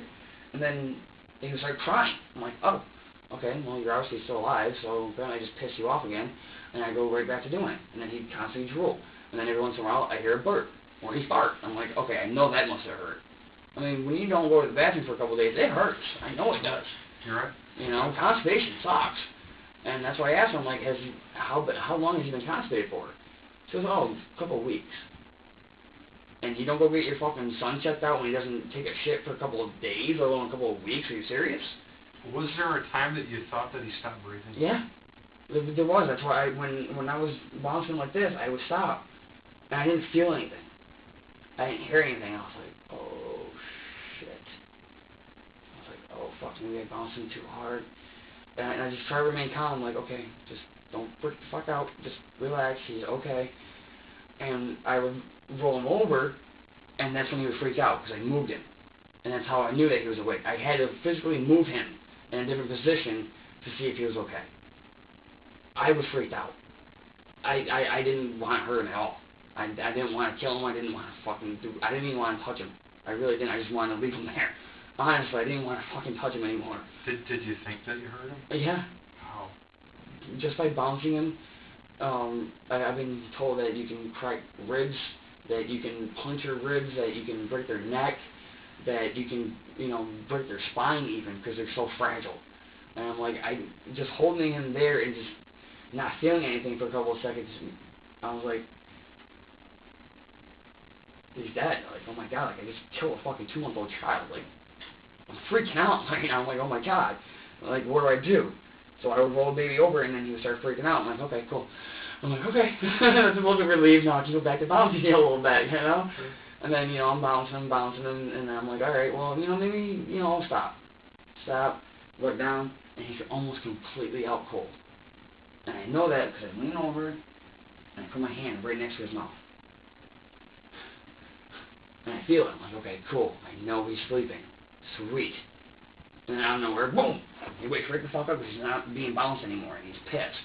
I'm like, okay, well, I know you're mad, so whatever. So I was like, okay, well, maybe you need your diaper changed. Maybe was he crying again? No, he was just kind of like, kind of like being like fussy, he was trying to go to the bathroom, but he couldn't do it. Kind of like he was trying to push it out, but was just, he just couldn't do it because he didn't have enough strength or something.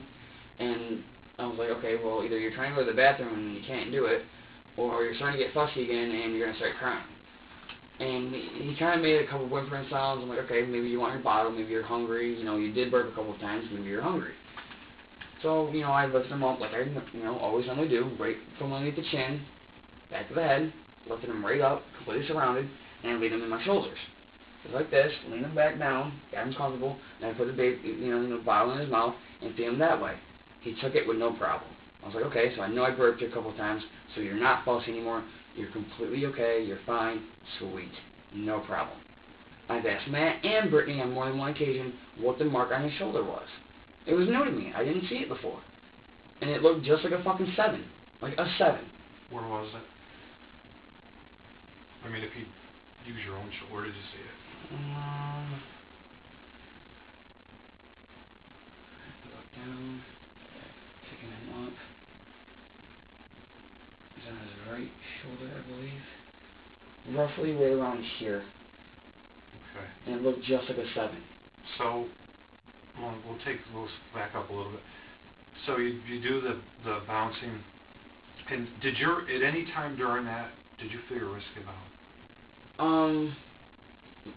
It didn't so much give out, it was going tingly on me, so I know it was gonna start acting up, and I gotta do that every once in a while to pop it, and I was bouncing with one hand, and I had to constantly do this, and then once I felt that pop, I was like, okay, cool. How did you compensate for not having the other hand there? Did you use your body? I more or less, I really didn't like doing it, but I just spread my fingers out, and I was just going like this, and he was starting to slide, so I was trying to hurry up and really crack I was like, okay, cool, and I was moving back up. Did he almost go over? He was starting to, and I stopped him, and my hand was still on his back, and when I noticed he was still starting to go over, I took him by the side of the stomach, and just gently moved him back. Just didn't squeeze or anything like that, just... Is he fidgety, though, when you're doing hard to control? No, he's a really good baby when you're moving him. He's really not fidgety at all. He has no problem being taken care of at all. He really doesn't, especially being bounced around. For a 2-month-old, he loves being bounced. He really does, and that's what really scares me. And I told her that. I'm like, I really don't like bouncing him, but it's the only thing that he likes. The only thing that makes him fall asleep is being bounced. And that's why she puts him in his bouncer. And she'll rock him back and forth. And his head will constantly go like this. It'll bounce right off the back every time. And he goes to sleep that way. So you eventually get him back up and cradle him? I get him back up, cradle him in my arms, put the bottle in his mouth, and I'm holding him there, and he's fine, no problem. Mm-hmm. And he likes to drink it too fast. And Brittany's noticed it, Matt's noticed it, I've noticed it. He doesn't take his time. And I don't know if I'm putting the bottle too far into his mouth, not far enough in his mouth, but it just seems like he constantly spits up the formula. Constantly. So it's like, okay, so I take it out, I wipe his mouth out, and then he gets cranky again because he took the bottle out of his mouth. So I try to put it back in his mouth, and then he started whining again, started crying again. And I was like, okay, mommy's going to be back really soon. I fucking hope. And I'm like, it's been a while. It doesn't take that long to walk the Cumbies and walk back. That's probably maybe a 15-20 minute walk there, depending on how fast you walk. They really should have been back by now. They really should have. How were you feeling? Paranoid. Honestly, because everyone keeps saying that Matt and her have been sleeping around together. What was bothering you about her not being back? The fact that I got left with her kid. For her saying it's her kid and that no one else is going to take care of it and this, that, and the other thing. Did you think maybe something was wrong with the kid?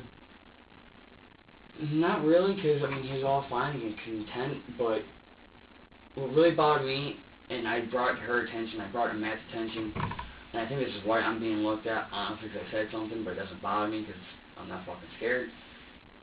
I asked him, what is that mark on his shoulder? Why is there a mark on his shoulder? And it was only on one shoulder. How did it come to be you saw that mark? And did you see it before they got home?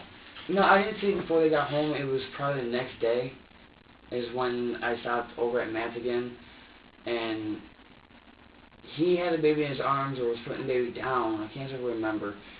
And I said, Bud, what's that mark on his arm? He's like, what mark? I'm like, that one right there. What's that, 2 little marks on his arm?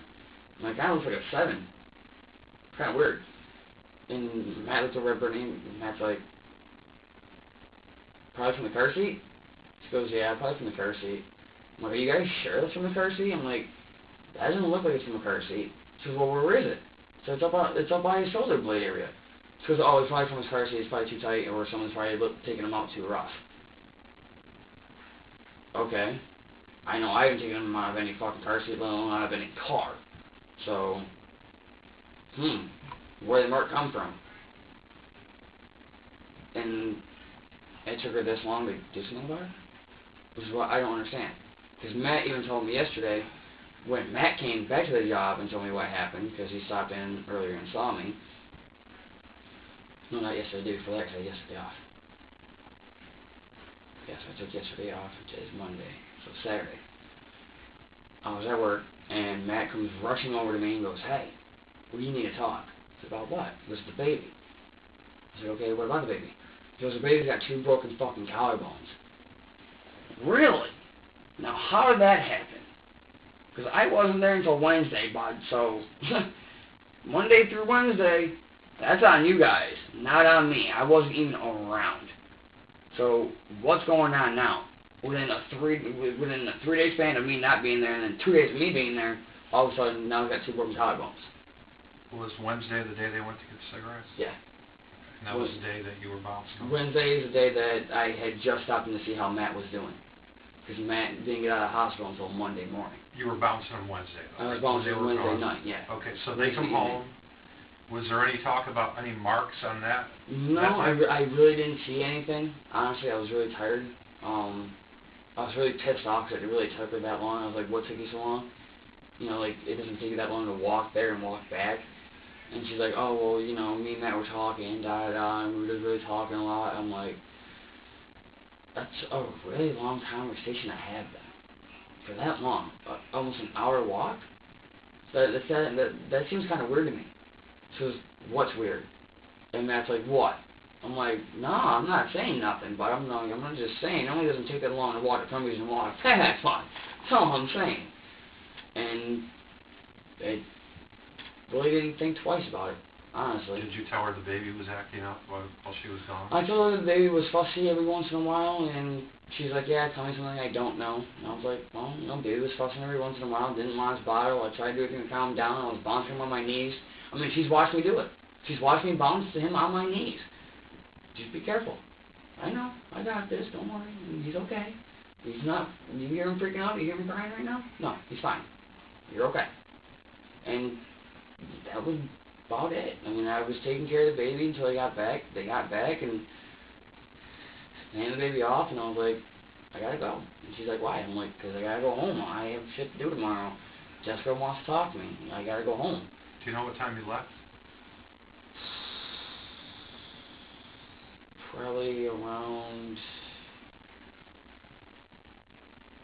I would say 10:30ish, because my sister wasn't even home. She ended up staying somewhere else. So you left about 8:30, got back about 9:30? They left about 8:30, got back around like 9:30ish, yeah. And then I bounced about an hour later because we were watching a movie. And the baby was completely fine. Completely content. I mean, no problem, not fussy, not nothing.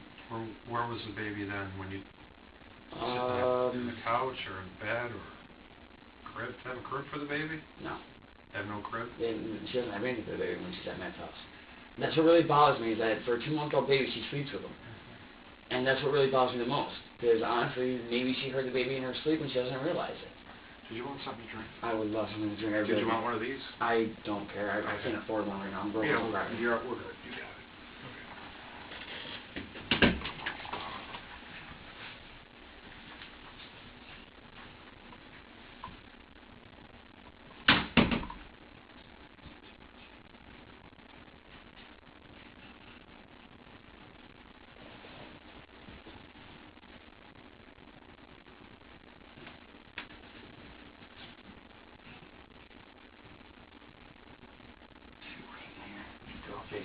Good call, guys. Two-way mirror. Remember to key in and only key out.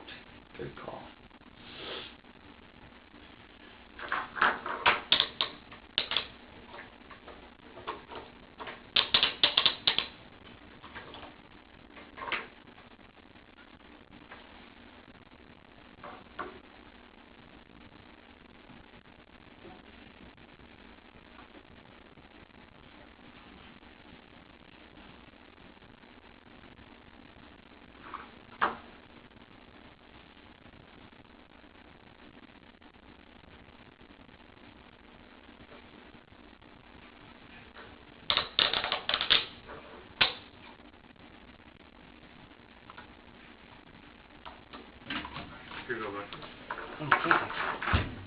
gotta go to the bathroom, just holler, all right?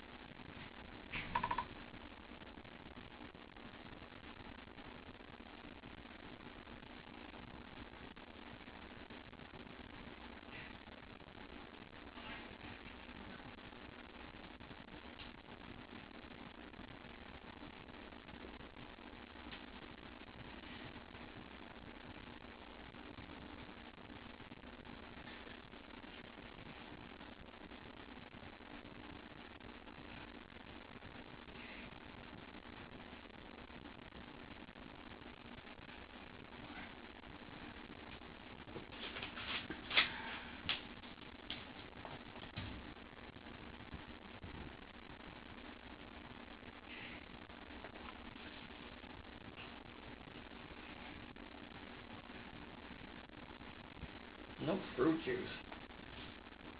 The fuck is that shit?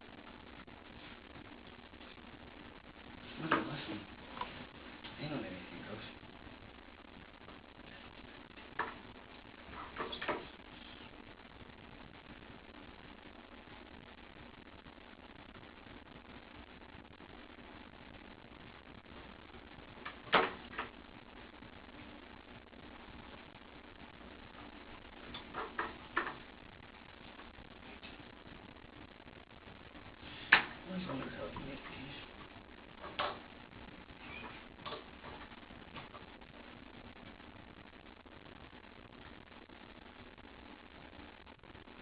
Oh, it's in the groups.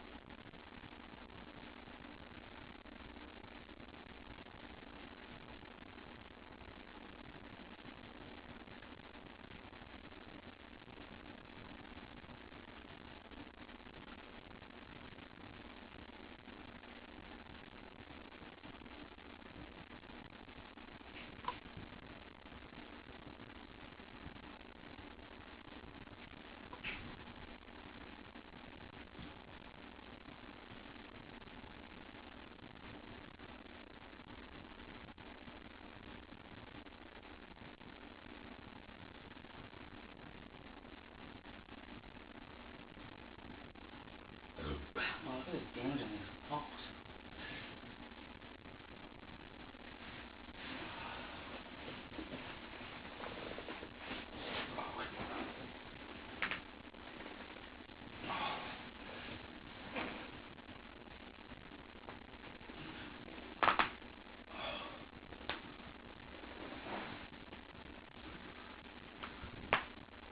Ow.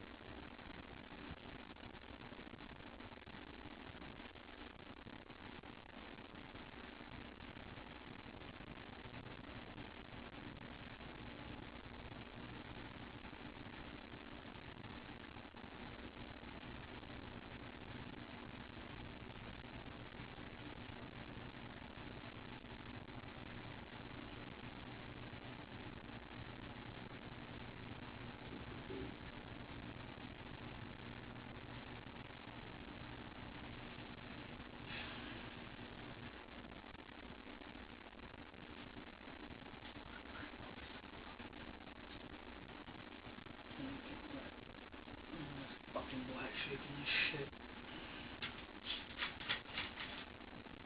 Wow.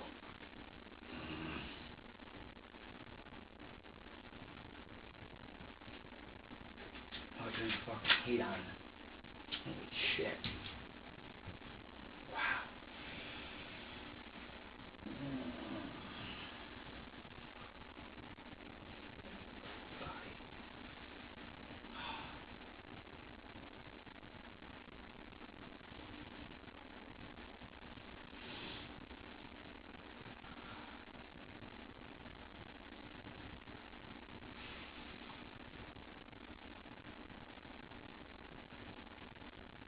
How?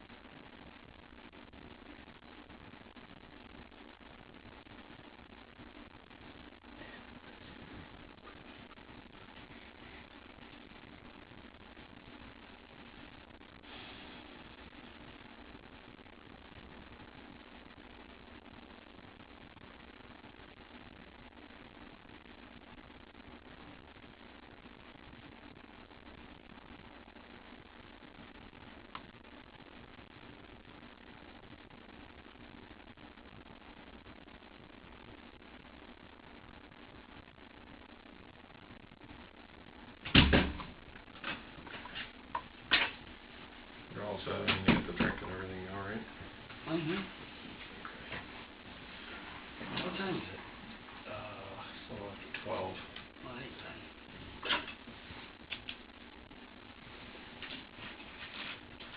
I definitely need a cigarette. That's for sure. Now, seeing how my cell phone's off, how, so I gotta talk to my sister, see if I can stay at her house anymore. Why wouldn't you? Because someone ran their mouth telling my sister that I didn't believe her about certain things in the past, and she more or less told me to get the fuck out of her house this morning. Oh, well, maybe with a little bit of time she'll cool down about that. And Well, that's what I'm hoping. why pick at it at this point, right? Yeah, exactly. Sometimes if you let things settle and maybe do your work day or whatever later on. I'm hoping she's gonna think about it and She might settle down and yeah. if you start asking her about it, she'll get angry, and it'll start the conversation all over again, you know what I mean? I don't know if she doesn't want me home because my clothes will be fucking packed up and so will all my shit. Well, so then you'll have your answer, right? Yeah, that's pretty much it, boss. Alright.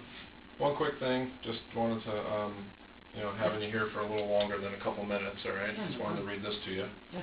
I have to read you the thing that we're talking like this about this, alright? Obviously, I'm sure you've heard this a million times on TV, but still just needed to read it to you just to cover my bases anyway. Okay. That you have the right to remain silent, refuse to answer any questions. Anything you do say can and will be used against you in a court of law. You have the right to stop answering questions at any time you desire. You have the right to talk to a lawyer, to remain silent so you can talk to him, to have him present when you're being questioned. Desire a lawyer, but cannot afford one will be provided to you without cost. You can decide at any time to exercise these rights and not answer any questions or make any statements. Understand? Understood. Okay. Just need you to initial that this is the card that we read. Written my name or Just anywhere, just to basically just acknowledge that that's the one, okay? So you think she's gonna be angry that you guys had this fight and all, and it's just from the past that it got brought up. Matt got involved, Brittany's involved now, and with this whole entire thing again on me, it just doesn't make, me look good, and it doesn't make anyone else look good, and with my past, it's been rough, and I really can't deny anything that's happened about my past, because it's obviously my past, but... What's your past? That would bother me. Everyone thinks that I let things get to me too quick, and they really don't know anything about me until they talk it out. They really don't. I mean, I get frustrated, and I get upset, and I get mad, I don't act on it. I try not to think twice about anything, and if I do, then it's just going to frustrate me even more. Yeah. And I end up smashing something Friday night because Brittany pissed me off so bad. I smashed a lamppost instead of hitting her. I mean, with your bare hand? Just smashed it because I was that pissed off. And that's the first time in a long time I've ever hit anything because of a female. What was that over? Her being all mad at me for no reason because I didn't want to talk to her. I was trying to calm myself down because I was drinking. She wanted to yank me out of the bar. And I was like, I don't want to talk to you right now. You're drunk, I'm drunk, I don't want to talk to you. I want to calm down and cool down. And two of the bartenders were like, Brittany, you need to leave him alone. He's obviously pissed off. Leave him alone. So when I left, I went home with I walked with my friends down where the Madden used to be, right behind that building where the big parking lot is and stuff. Yeah, there's something like that. Well, I walked down there, then down by the old Boston Candy Kitchen, and that building's got the 4 lampposts right there. I couldn't hold it in no more. It was just dwelling there on my brain. I just unleashed and I just smashed it. I was like, now I feel better. Now I'm not gonna hit, and now I don't feel so angry. Yeah. I'm like, just stuff that she just does. It just gets to me to where I need to walk away. If I don't, I'm gonna smash something. And it's gotten to that point where I've been wanting to hit her, and I'm like, I can't hit you. If I do that, then it's assault, and I'm going to jail. I'm not going to jail for you. I'm not losing my job because of you. I'm not doing it. And she honestly expects me to hit her because all of her other boyfriends have abused her. And I refuse to. And she doesn't understand that. I'm not going to do it. And it's just not in me. I'd rather hit something else than hit her. And I'm not going to put myself through it. It's not worth it. At all. And I told Jessica that. I'm like, I don't know what to expect. They told you whatever they want to tell you, and you're going to believe them over me. Someone who you barely even know, you're going to believe them over your own flesh and blood. Fine, whatever. It's your call. So that last night, she got all pissed off at me too. I was like, what am I going to say? I can tell you no to your face 1,000 times, and will you believe me or not, that's up to you. If you believe what Brittany wants to say, fine, believe what Brittany wants to say. You've known her for a whole fucking week. Congratulations. You believe in someone over your own family. Her own brother, her other brother wants her ex-girlfriend. And she's paranoid about that. I don't want her. I've already told her that she's her ex, but I don't want nothing to do with her. We're just friends. That's it. Period. I'm not going to try and do anything with her. And, her other brother has tried to kick her out of her room, do this, do that. And it's like, really? And you think I'm the asshole here? Like, really? I'm the bad guy all of a sudden? Whatever, bud. I told her I really don't care. I really don't. Her opinion's her opinion. it is what it is, and unfortunately I'll find out today if he wants me there or not. Yeah. If not, then we gotta make a couple phone calls. It's gonna be real interesting to do again.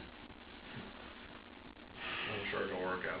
I hope it does. I really do. Because if it doesn't, I am so screwed. So screwed on so many levels. As long as I don't lose my job, I don't care. Yeah. As long as I don't lose my job, I can go from place to place and make a paycheck a week and start going from there. Other than that, I really don't start care. over. Yeah. I'm used to starting over. It's not a big deal. I just don't want to be homeless again. That sucks. That's rough. That's not fun. Well, as you can see, somebody else joined us in the room. Yeah. A brand new friend. Yep. Earlier you were talking about, how you were bouncing and things like that. Right. I just wanted to see, maybe with Oh, yeah, an actual example, maybe you can show us. I'm more than glad to show you guys. I'm more than glad. Now, this is what I mean. Whenever someone hands a baby off to me, this is exactly what I mean by picking the baby up. By the nipple area, and my thumbs and my home side fingers are all separated on my back. Yep. That's exactly what I mean by, just like how I took it from you, the same exact thing.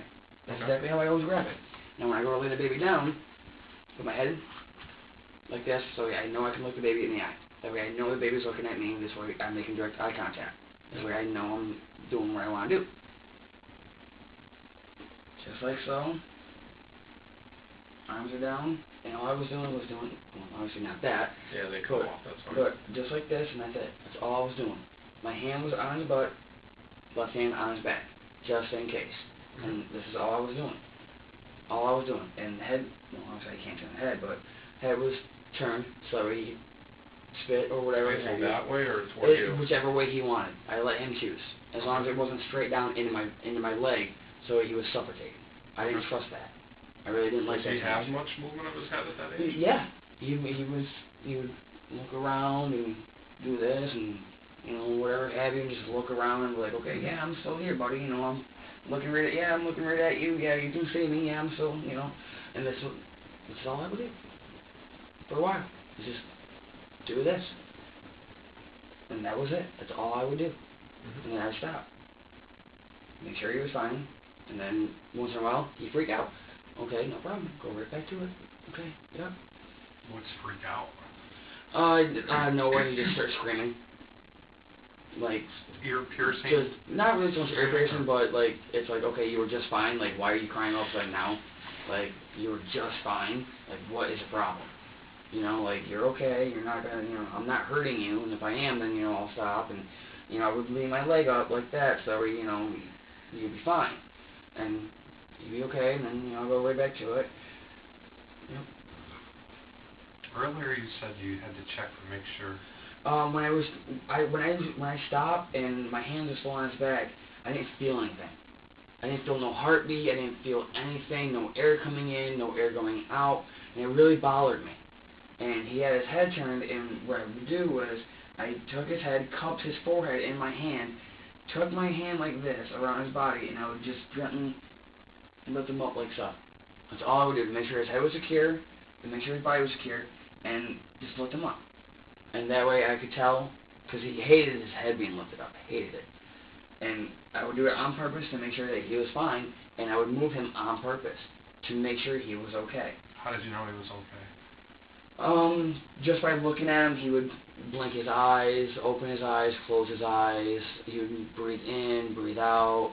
If I was holding him too long in one position, he would start kicking a little bit, try and get out, try and break free, whatever. That way I knew he was uncomfortable. That way, at least I know. I'd rather have him uncomfortable and know he's okay than have him be completely comfortable and not know if he's even breathing or not. Was there a time he ever slid off your leg? A couple times he would start going like this, and I would go like this and just lift him back up. Or if I was petting him or whatever, he started going like that, I would be like, no, come here, come here, and then just, go right back at it. What about your wrist?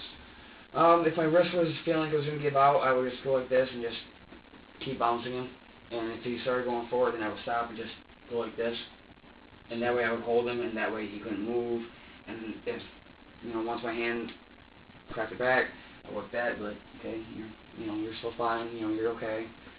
And just keep on going at it. That's all I would do.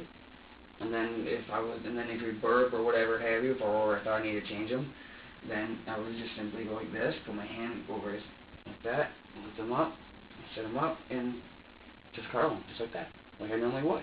And then I would turn him over and just check his diaper. Simple as that, and then feed him. If he was hungry, I'd try the bottle. If not, then I would just go like this once again. And that way I would lay him back down and go right back at it. How long did this go on for? I would do it periodically for about 15, 20 minutes, randomly. I just do it out of the blue because I think it really calms him down a little bit. So I would just. So was it 2 times of 15 minutes, 3 times of 15 minutes? I would do it for about 10, 15 minutes at a shot.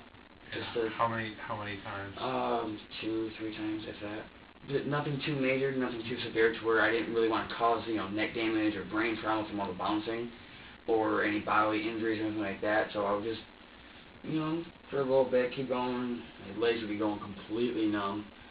And that's all I'll be doing is just, you're okay, you're okay. When your wrist gave out, how do you compensate for that? If my wrist was starting to give out and my wrist was just completely like, yep, okay, that really hurts. And then I would just gently vibrate it while I'm still holding him in place with my left hand, and I would cuddle my body around my whole entire hand. This way my chest is touching my hand, but my hand's touching him. This way I'm not completely suffocating him. And if I felt like I was, then all I would do is just lean up. Were you leaning against him harder than that? No, just like this. Just enough to hold him. I was just going to say, you described that earlier as compressing him. Compressing him, holding him down. I really hate using compressing, but I mean it's like the best word to use. I would just hold him down until my hand felt better, and then once it felt better, I would just lean back up and just hold him like that and just keep patting him. I mean, I hate using the word compress because it sounds so dangerous, but it's the only way I know, the best way I can describe it. I would compress his body against mine. Not hard enough to where it would hurt him, but hard enough to where it would be like, okay, you're completely still, you have no movement, you can't move on your own. I have complete control of your body right now. You're completely in my care, you can't move, so you're fine. And then I would lean right back, and I would go right back at it. If I thought my wrist was okay, then it would be fine. If he started slipping, I would be like, no, come on, down on. And then I would go right back at it. And then I would stop. And then, you okay? Yeah, you're okay, okay. And then it would make him pass out completely. Just make him go right to sleep. And then I would, okay, well, you're asleep, but whatever. I'll keep going, and that would be about it. I mean, was there a time you thought the baby was dead? There is, because I didn't feel anything.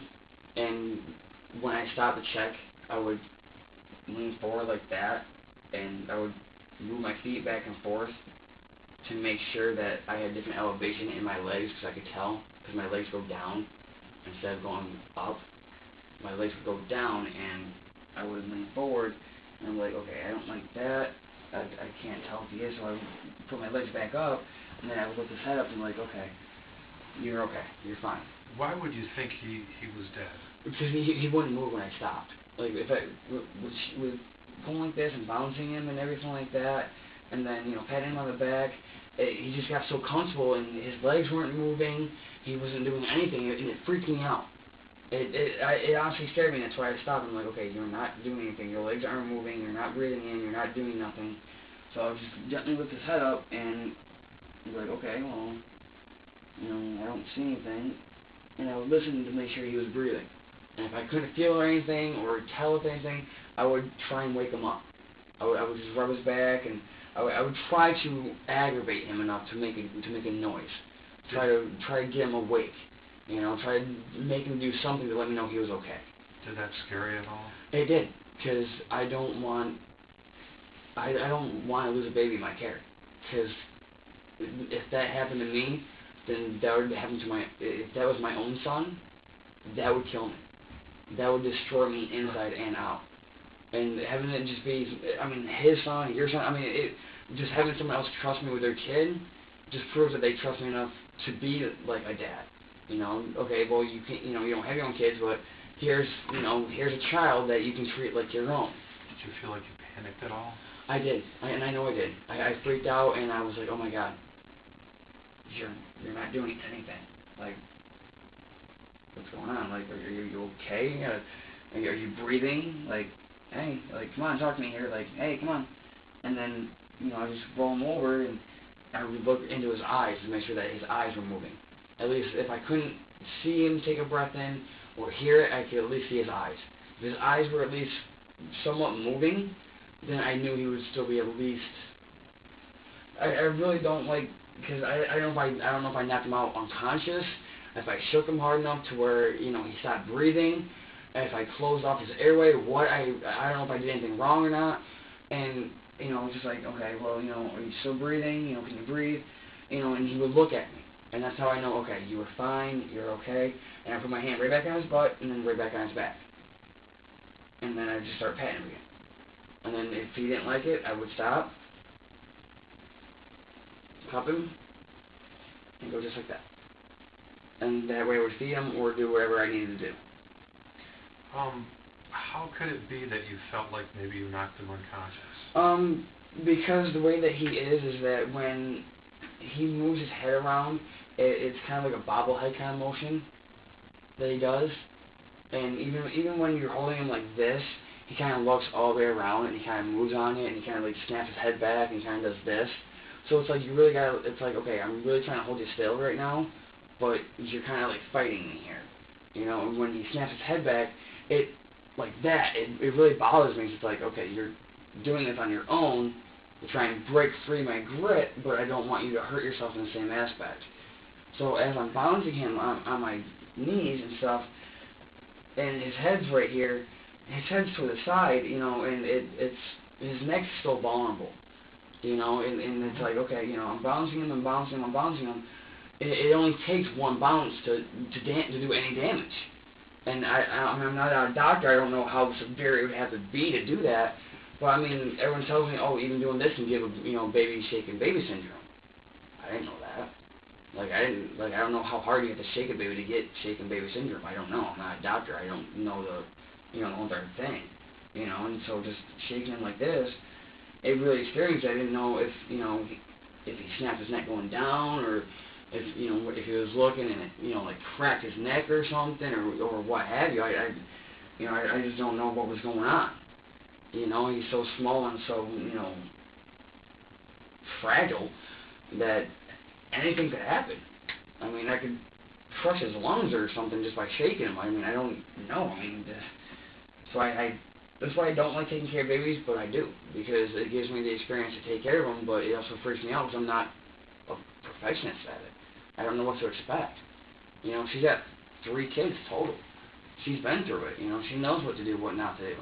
You're giving someone a 2-month-old who's never had kids in his life, let alone taking care of a baby. Mm-hmm. And I'm trying my hardest to do what I think is right here. And, I'm trying to burp him and everything else, and, it's like, okay, what do I do? And then he just doesn't move for a little bit. It's like, you're still alive, right? Like, I didn't hurt you, right? Like, okay, you're good. Like, you're okay. And then he would eventually just pass out. And I was like, okay, he eventually passed out. This is kind of cool. You're sleeping? This works. Okay. So let's see if I can try and lay you down without you freaking out. And I would try to figure out the best way to roll him over without hurting him. And what I would do is I would take my hand, cup it by his shoulder blade and by his rib cage, and I would take the other hand and I would throw it over like how this one is, and then I would just gently roll him over, and then I would move my hand away from his side and cup his head. And this way I could roll him over and lift him up like that. And at least this way his head's secure, it's in my shoulder, his whole entire body's fine, and nothing's wrong with him. At least this way, if anything does get out, like my hand does get out, at least this way he's fine, he's curled up in my elbow. At least this way I'm not worried about any neck damage, I ain't got to worry about, dropping him or anything. And that's, the best way I figured that I would, be able to get him, is if I cup him like this and then just gently roll him over.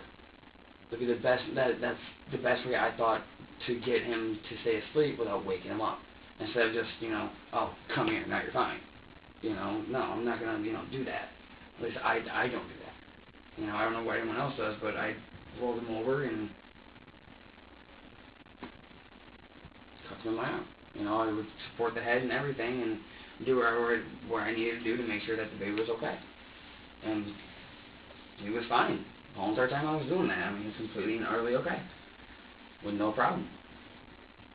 Can I just clear one thing up too? When they left to go to Cumberland Farms, where was the baby? Baby was on the bed.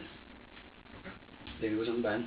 So they left, and then at some point you get him from the I bed heard him. and I heard do him this. crying, and I went to check up on him.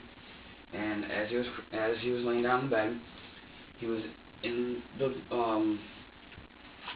donut pillow, and he was covered up. I moved the blanket, put my hand underneath his head, and as he was laying there, I took him like this, picked him up, put him inside my shoulder, and picked up the pillow, and brought everything out to the couch. And that way I still had him, and I was still patting him on the bed. And I sat right on the couch, that way I could lean back, something soft, and that way, just in case he did fall over or roll off, the couch would stop him. That way I had something soft enough to where my legs would be here, couch would be right here, he would be right here. Just to make sure that it was enough bounce, but not on my bones, not on the kneecaps. I didn't want to hurt him like that. So I put him right here, and that way when I was bouncing him, at least this way now, he's only getting the small tremors, nothing too major. And that's what I would do. I would just sit there and I would bounce him, and that way the pillow's right here, just in case he does slide off, that way his head gets stopped, and I can move him back. And that way I can take care of him. And that way he's okay, he's fine, and he can lean his head whichever way he wants to, and the TV was still going, so he could even look at the TV if he wanted to periodically. So that's what I would do. So how long after they leave do you hear him crying and pick him up?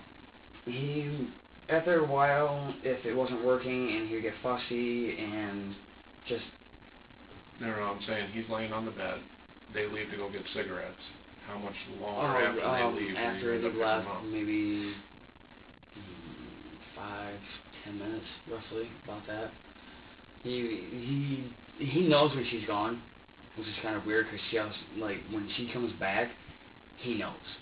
But he could be sleeping and have a dead sound sleep, and then boom, once she comes in the door, he wakes right up and he knows it's her. Which is kind of weird, but it's kind of cool. I think it's both, but it is what it is, I guess. But, I mean, he was completely fine, just laying down, relaxing, and when he wakes up, he just starts crying. He wants to be picked up and held, and when you go to put him down, he does not like being put down. Did you try to put him down at some point? I tried to put him down a couple of times so I could go to the bathroom, but it didn't work. So I more or less had to hold it until he got back, which is what I was kind of upset about because I really had to go. And I was like, I'm very, they've been gone for a long time, what's going on? I'm taking care of the baby, they're not back yet, and I'm like, you can't even I can't even go to the bathroom because I don't want to leave the baby by himself, it's like, bad enough I leave the baby. There's tissue there, bud, if you need it. Oh, yeah, please. Yeah, please do. Okay. It's like, it just bothered me that they were gone for that long. It really did.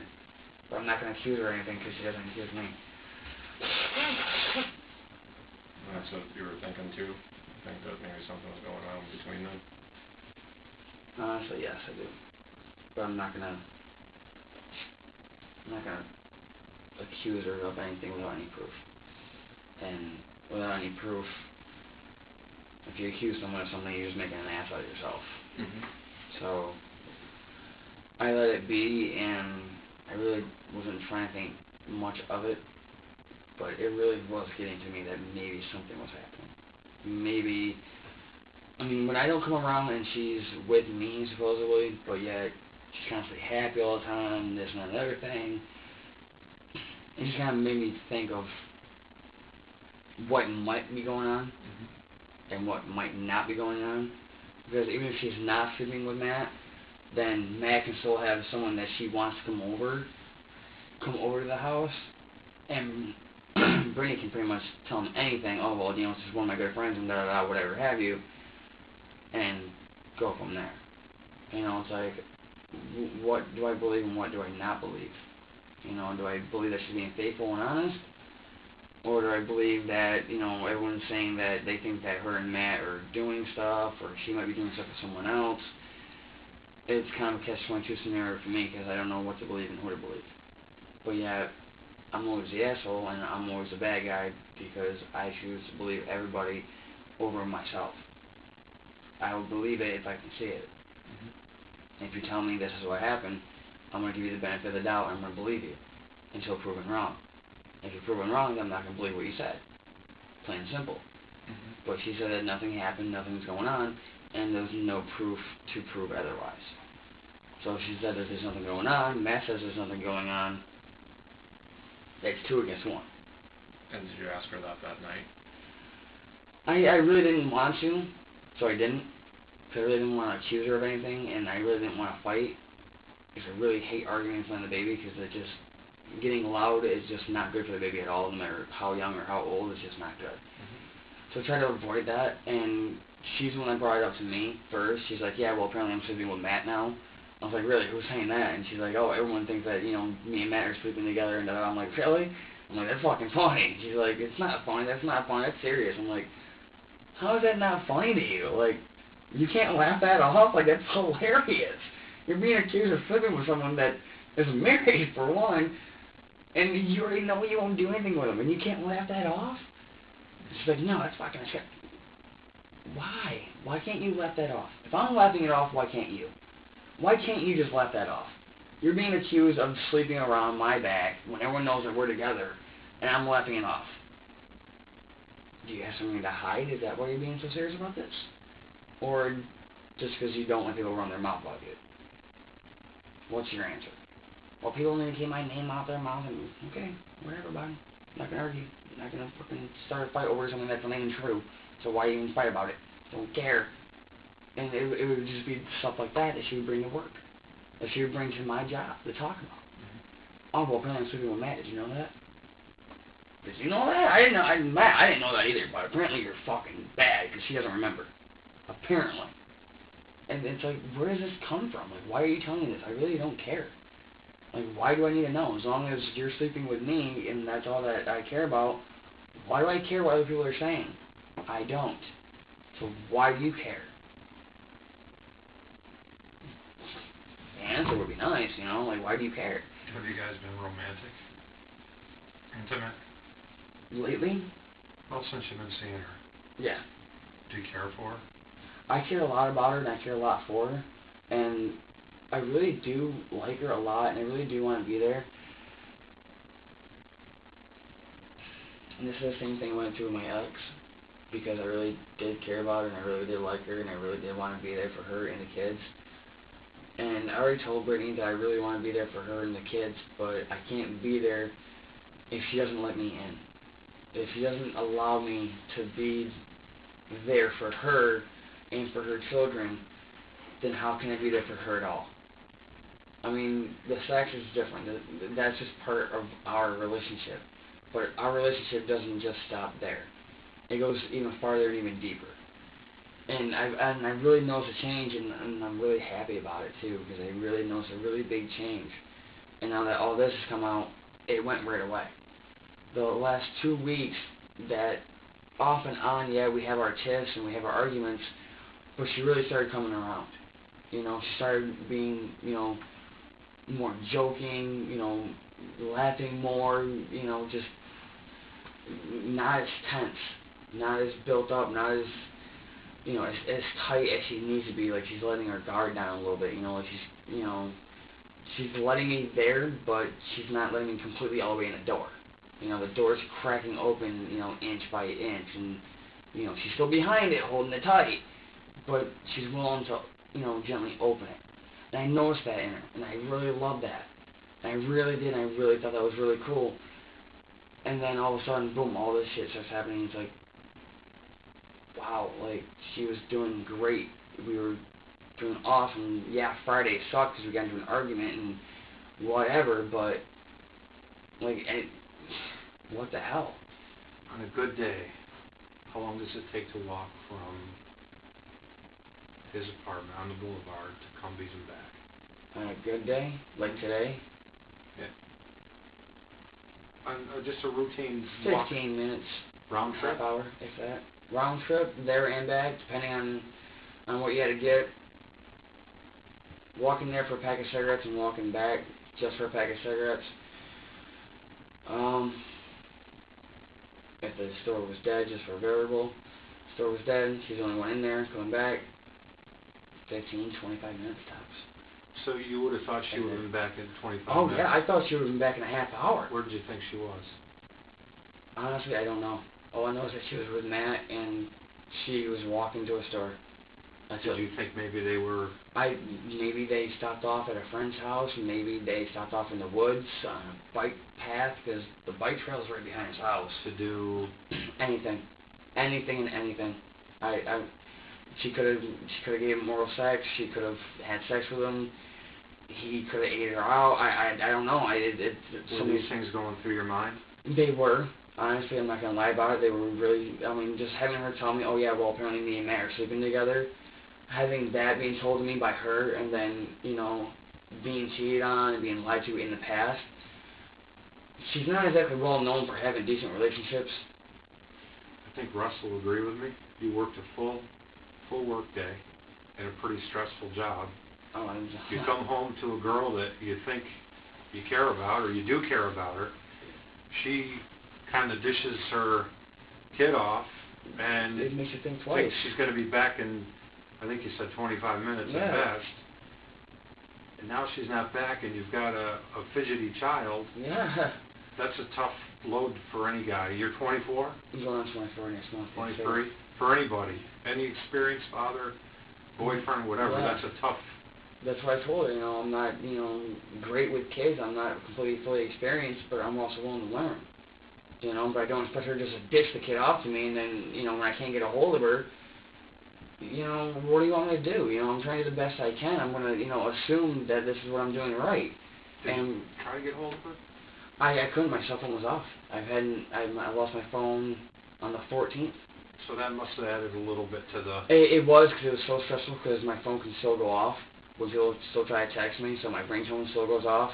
My phone keeps on telling me you have insignificant funds to receive the message, which I don't care. And it's just like, okay, someone's trying to obviously get a hold of me, but I can't get a hold of anybody at all. And what I've noticed about her is that she controls Matt's phone. She takes it out of his hands, she wants to use it all the time, and Matt gets mad at that. Matt even snapped on her. Well, I'm waiting for my wife to call me. You completely killed my battery off being on Facebook. Well, why are you letting her use your phone then? That's on you. Why are you letting her use your phone? I don't trust too many people with my phone because it's my personal space. It's my phone. That's why I bought it. And it's like, why am I going to give my phone to you to use when you obviously can't afford your own? I have more than one phone. All she's got to do is say, babe, can you put time on it for me? Yeah, no problem. No, she wants a fucking touchscreen phone. She wants this. She wants that. I can't provide that for her. But Matt can. Matt's got an Android phone. He's got a touchscreen phone. He's got Facebook on his phone. So it really does make me think twice of what he can give her and what I can. And, I really don't like accusing him of doing anything, but he's not exactly one known for staying completely honest to his wife. I've been there. I've lied for him. I've covered for him. I know the girls he's cheating on his wife with, and I still don't say anything. I'm not saying anything now because it's not my place. It's not my right. Now, if Sarah asks me, is my husband cheating on me? Yes. Period. Because you ask me a question, I'm not going to lie to you. Is he sleeping around? Yes. How do you know? Because I was there when he did it. Period. And Matt keeps saying that he doesn't want his marriage, he doesn't like who he's with, but yet he still wants his marriage to work out. Which is even more stressful on me because it makes me have to look like a fucking liar. I'm not going to lie to you about something like that. That's just wrong. That's like you accusing me of stealing something from you. I'm not going to do that either. That's why I have a job. That's why I work. So I ain't got to worry about stealing from people. That's why I work my ass off every day for a whole 35 fucking hour paycheck at the end of the week. I barely bring home $250 a week. And she wants everything and anything off of that. So I can't provide what you want, I can't get you, 3 packs of cigarettes and, your teas and, this and that, when I can't even afford a fucking cell phone bill. It's only $50 a month. I can't afford that now, and I make plenty of money to be able to afford that, and I still can't. And that's what I don't understand. Well, we need diapers, we need wipes, we need formula. Well, why do you wait until you're almost out to say something? When you bring 20 of them with you, say, we only have 20, we need to make them last. No, she doesn't tell me anything. Oh, well, we only have 2 diapers left. And you didn't tell me yesterday when we were down to 8 or 9 that we don't have that many left? You had to wait until we had down to 2? When we had no wipes, no formula, no nothing? Like, why didn't you tell me this a couple days before so I could plan this shit out? Ask somebody. Get some results. Get some answers. Could have asked John. Could have asked Matt. No. She wants to wait until the last fucking minute. And that's what drives everyone nuts, because she always waits till the last minute. And that's why I was really worried that night when they went to come in. It's like, okay, well, I'm taking care of the baby by myself. He doesn't want to sleep. He doesn't want to eat. He doesn't want to be laid down. He wants to be constantly held. I'm not trusting my wrist. She knows I have a bad wrist at that. And she still wants me to take care of the baby by myself. I don't know what to do if the baby starts coughing up. Like, what do I do? Clean the mouth, wash his mouth out and whatever, but what do you do after that? I don't know what to give him. Like, I don't know if the tummy stuff that he had to make his tummy separate, I don't know how much to give him of that. Like, I could OD him on that stuff. I could OD him on baby's Tylenol.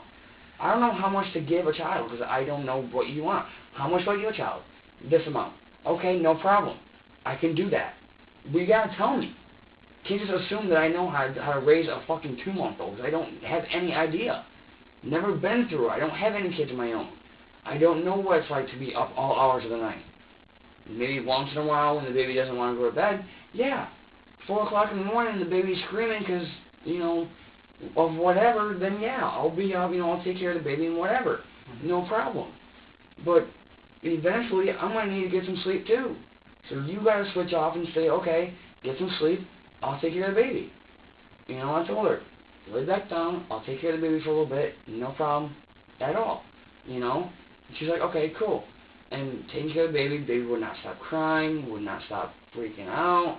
Anything I did, the baby just would not stop. So she's like, what's wrong? I'm like, I don't know. Like, he won't stop. Like, what do I do? Like, I'm lost here. Like, what do I do? I'm bouncing him, I'm patting him on the back, I changed him, what do I do? Like, I don't know where to go from here. Where am I going? You need to tell me. And so I get nothing. Nothing in return. There's a blank face, like, how the fuck do you not know what you're doing? Can you tell me so I know what I'm doing, please? And no, it's never good enough. She wasn't there, though, where you could ask her those questions. No, she wasn't, so I had to assume. Adds to the frustration. I was like, what do I do? Where am I going from here? What is there for me to do? So I did my best. I figured I would just keep bouncing them until they got back. And that's all I would do, is just keep bouncing them until I got back. And I was like, they really need to hurry up. They really need to fuck. And I mean, he doesn't want, he's just crying, and he's just getting more mad and more mad. And it's like, what? And I don't know what to tell you. I don't know what to tell you. She's not back yet. I don't know what to do. I don't know what to do. I tried sitting him up, tried feeding him, tried holding him. I mean, I'm just rocking him back and forth, and my arms going, come on, you can do it. Just relax. You're okay. Moving him down like this. Rocking him back and forth, and nothing's working. I don't know what to do. I mean, he's kicking. I mean, he's ear-piercing noises. It's like, buddy, what do you want me to do? I don't know where to go from here. Like, what do I do? I don't know what's wrong with you. Like, what do you want me to... And he just won't stop. And it's like, what do I do to make you happy again? How do I make you a happy 2-month-old? How do I make... That to him?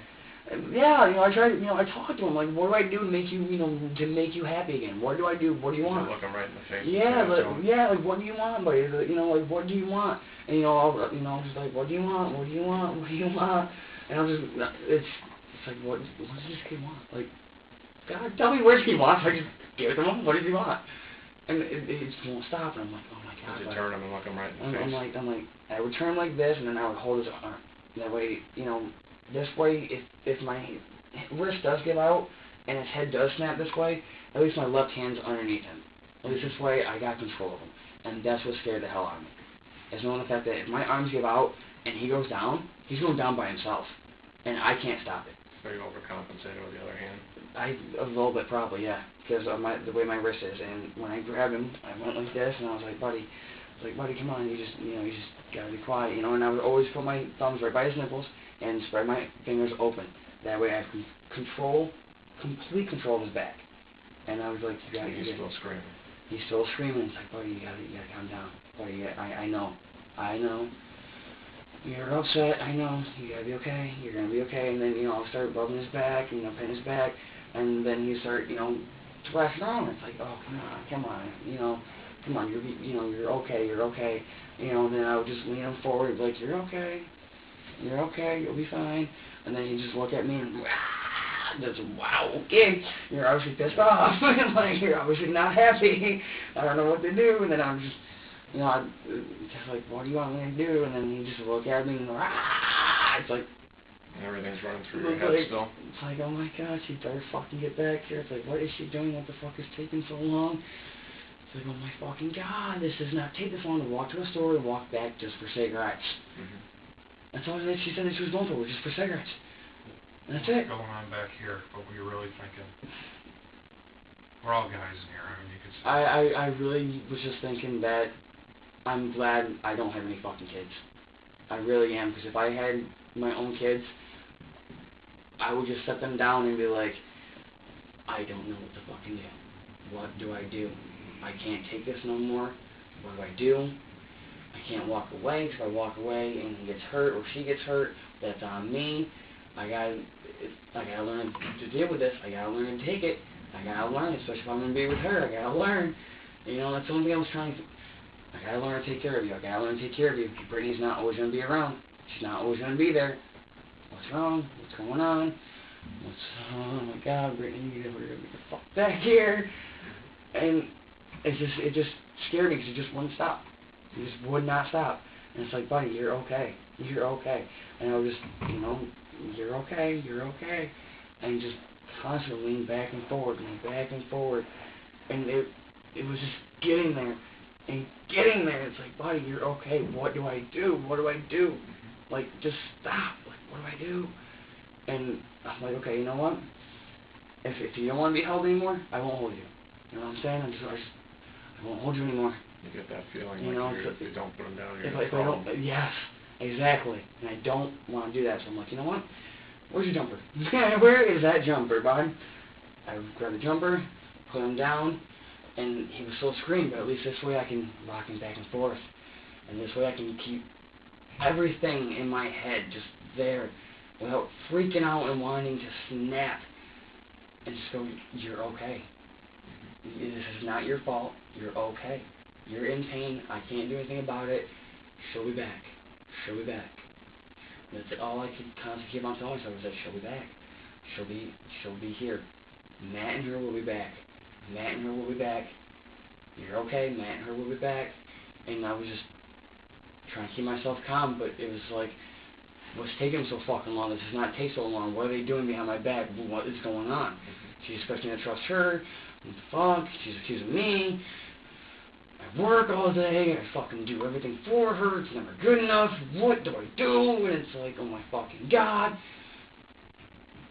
Oh, I just want to fucking snap. And it's like, and it's not his fault, because I know he didn't do anything. It's like, buddy, you gotta calm down. You just gotta relax. And I stood up, and the window was down. So I looked out the window, and I just breathed in. So all I could do was just breathe in. And that still was not helping, because I could still hear it in the back of my mind. The screaming and her nagging and all the bullshit that's been going on. It's like, just breathe. It's like, just breathe, bud, just breathe. And I just start getting fidgety, and just like, I gotta get out of here. I've got to get away right now. I got to.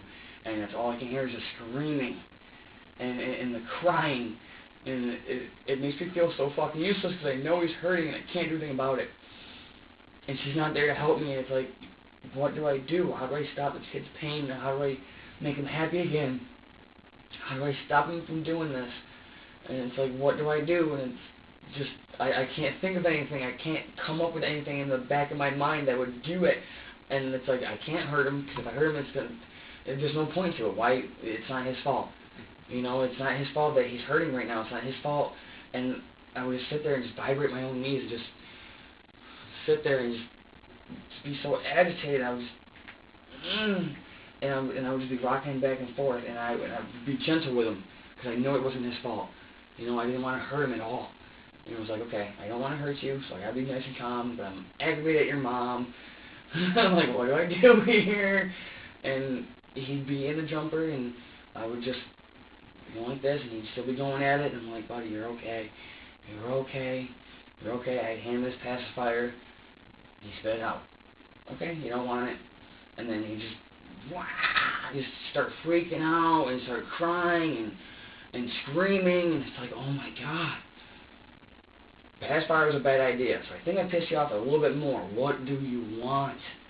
Like, I know you can't talk, so you can't tell me what you want, but what do you want? You know, it's like, more what, frustration. you know, so I look him in the eye, and it's like, what do you want? You know, just, what do you want?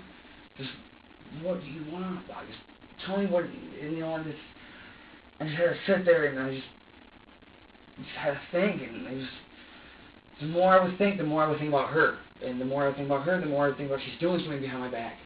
And the more I think about she's doing something behind my back, the more I get paranoid. The more paranoid I get, the more pissed I get. The more fucking pissed I get. It's like, oh my fucking God, you're in here with your fucking kid. You're not doing anything. You're not fucking working. You're not even trying to help me out with any fucking thing you say you want to do. And it's like, oh my God. And it's just like, if I could just fucking, if I was a female, I could smack your mom. I could. Because I could get away with it. But I'm not. And I can't do that. And I put him in he was already in the jumper.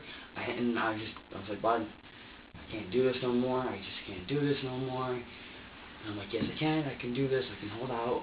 I can do this. I can hold out. I can do this.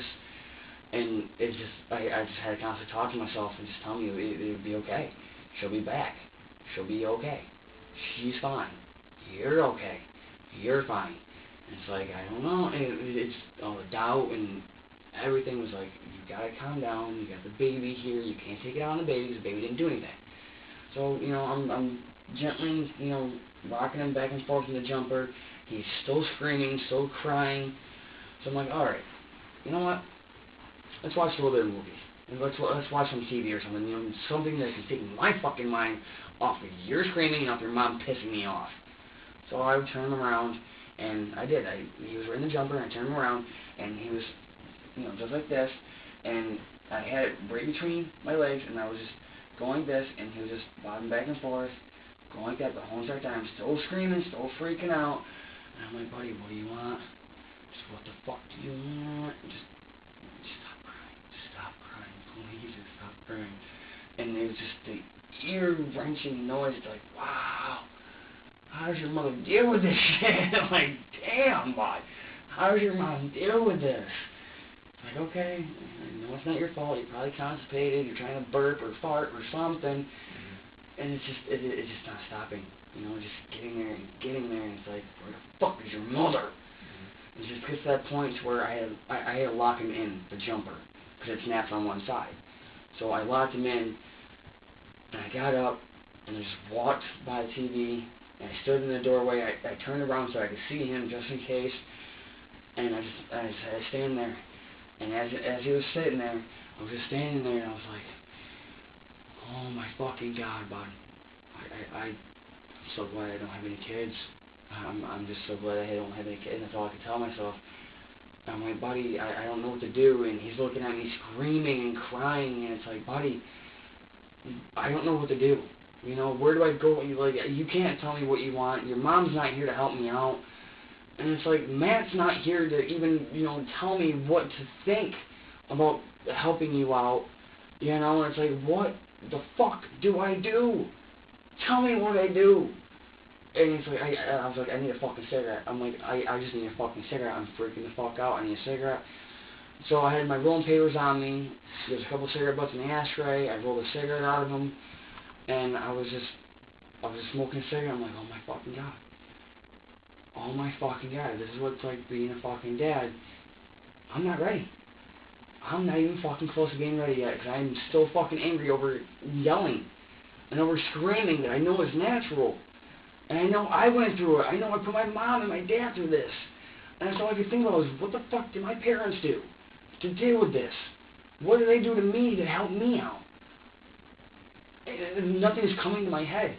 And I can't think. I can't breathe. And it's like, oh my fucking God. It's like, I'm panicking because I don't know what to do. And I'm freaking out. And I was like, I just had to walk in the bathroom for a minute and I had to splash water on my face. I had to. Because if I wasn't going to calm down, I know it's going to get overheated and I know it's going to explode.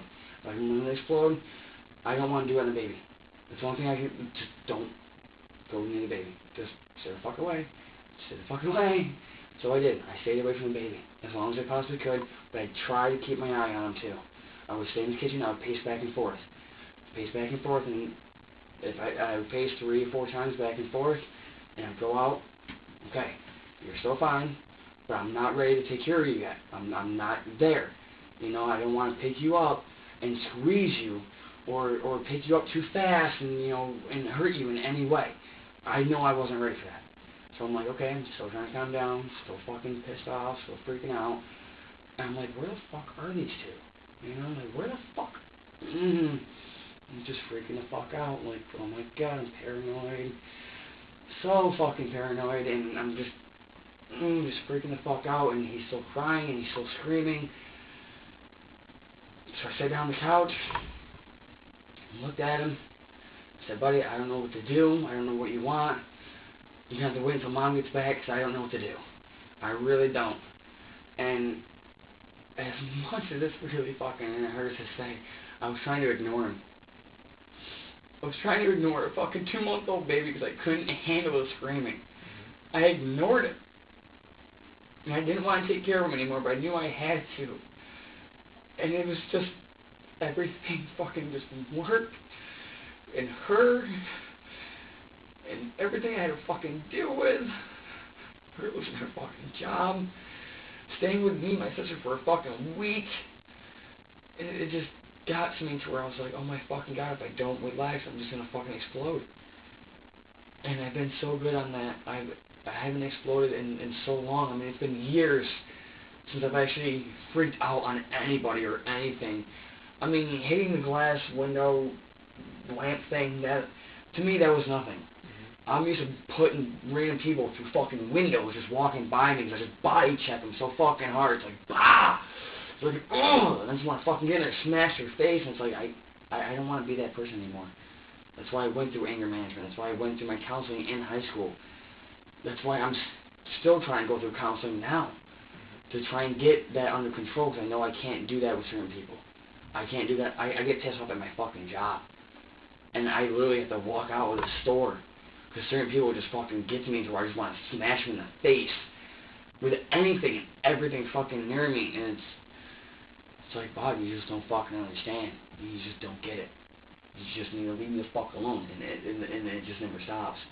You know, well, you didn't do this and you didn't do that. Yeah, why the fuck can you do it then? How come you couldn't step up and fucking do it? Obviously I'm busy. Obviously I can't fucking tend to it. You're there. You couldn't help me out a little bit? Just a little fucking bit? Even at work? Can't even just, the fucking spill. You can't get a couple of paper fucking towels and clear the fucking spill? No, you can't. So I gotta do it. And then all day at work, that's all I'm fucking thinking about is how lazy fucking, and then Brittany pops in my mind. It's like, wow. You know, it's like, I know she's trying, and she's told me she's trying, and everything like that, but it just seems like everything I do, it's not good enough for her. And taking care of the baby and helping her out with the baby is just, it just seems like I'm a pawn that can just, here, wherever she wants to cool down. You know, but whenever I want to cool down, it's like, here, take the baby back. Why? You can't handle it? And that's where we were at this point. Yeah. You know, and I gave her the baby back. I'm like, you really need to fucking take him. Like, please, take him. And at this point, she's coming back. Yeah, about a good half hour, 45 minutes later, I mean, all this is going through my fucking mind. And her and Matt finally walk in the door. I'm like, oh, thank you fucking God. I'm like, oh, if you were going any fucking longer, I swear to God, I would protect this fucking kid as long as you can. I'm like, he's not mine. trying to do the best I fucking can to take care of someone. Not something, but someone. Because he's not a thing. He's a baby. He's someone. He's a person. You know, he's not a fucking dog or a cat. You know, he is a person to be taken care of. You know, and I'm like, you need to take him now. She's like, why? I'm like, because he just won't stop fucking screaming. He just won't stop. She's like, well, what the fuck do you do? What do you mean what I do? Why the fuck are you blaming me for something I didn't even do? Like, I'm here fucking taking care of your kid while you're out there on a walk to get fucking cigarettes, and you could have easily sent Matt to the fucking store to get us cigarettes, and then you could have spent time with me, you, and the fucking baby. Everything about that one? No, of course not. Because you want everything that you fucking want when Brittany fucking wants it. And it's never fucking good enough. Ever. And she got mad at me for that. Well, what, you can't handle taking care of the baby for a little bit? See? Told you weren't ready to be a dad. Those are the buttons to push, huh? And I just looked at it, I was like, you know what, you're right. I'm not ready to be a fucking dad. So you know what, if you want someone who is ready to be a fucking dad, why don't you go out there and fucking go get him? Why don't you go find someone out there that's better than me? Apparently, I can't fucking handle it. So why don't you go date someone who can?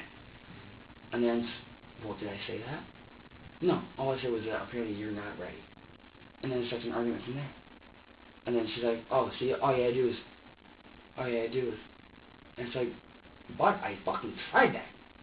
I tried holding him, I tried burping him, I changed him, I tried fucking feeding him. It's like, what more is there to do? You're not here to help me out. I can't give him Orajel. You know, she gives a fucking baby Orajel at 2 months old. 2 months old to numb his fucking gums, so why? So he can stop screaming? He's not teething at 2 months, at least I don't think so. At least personally, I don't believe so. And it just fucking gets to me, it's like, you don't know what the fuck you're doing. And it just makes me want to fucking smash a wall. And it's like, wow. It's like, oh my god. I'm fucking freaking out over something I have no control over. And that's when it really gets me. It's like, wow. I don't even listen to my own fucking advice. I don't walk away when I need to. I don't stop to think about a situation that I have no control over. I have no control over him screaming. I have no control over him being upset. So why am I going to get mad at something I have no control over?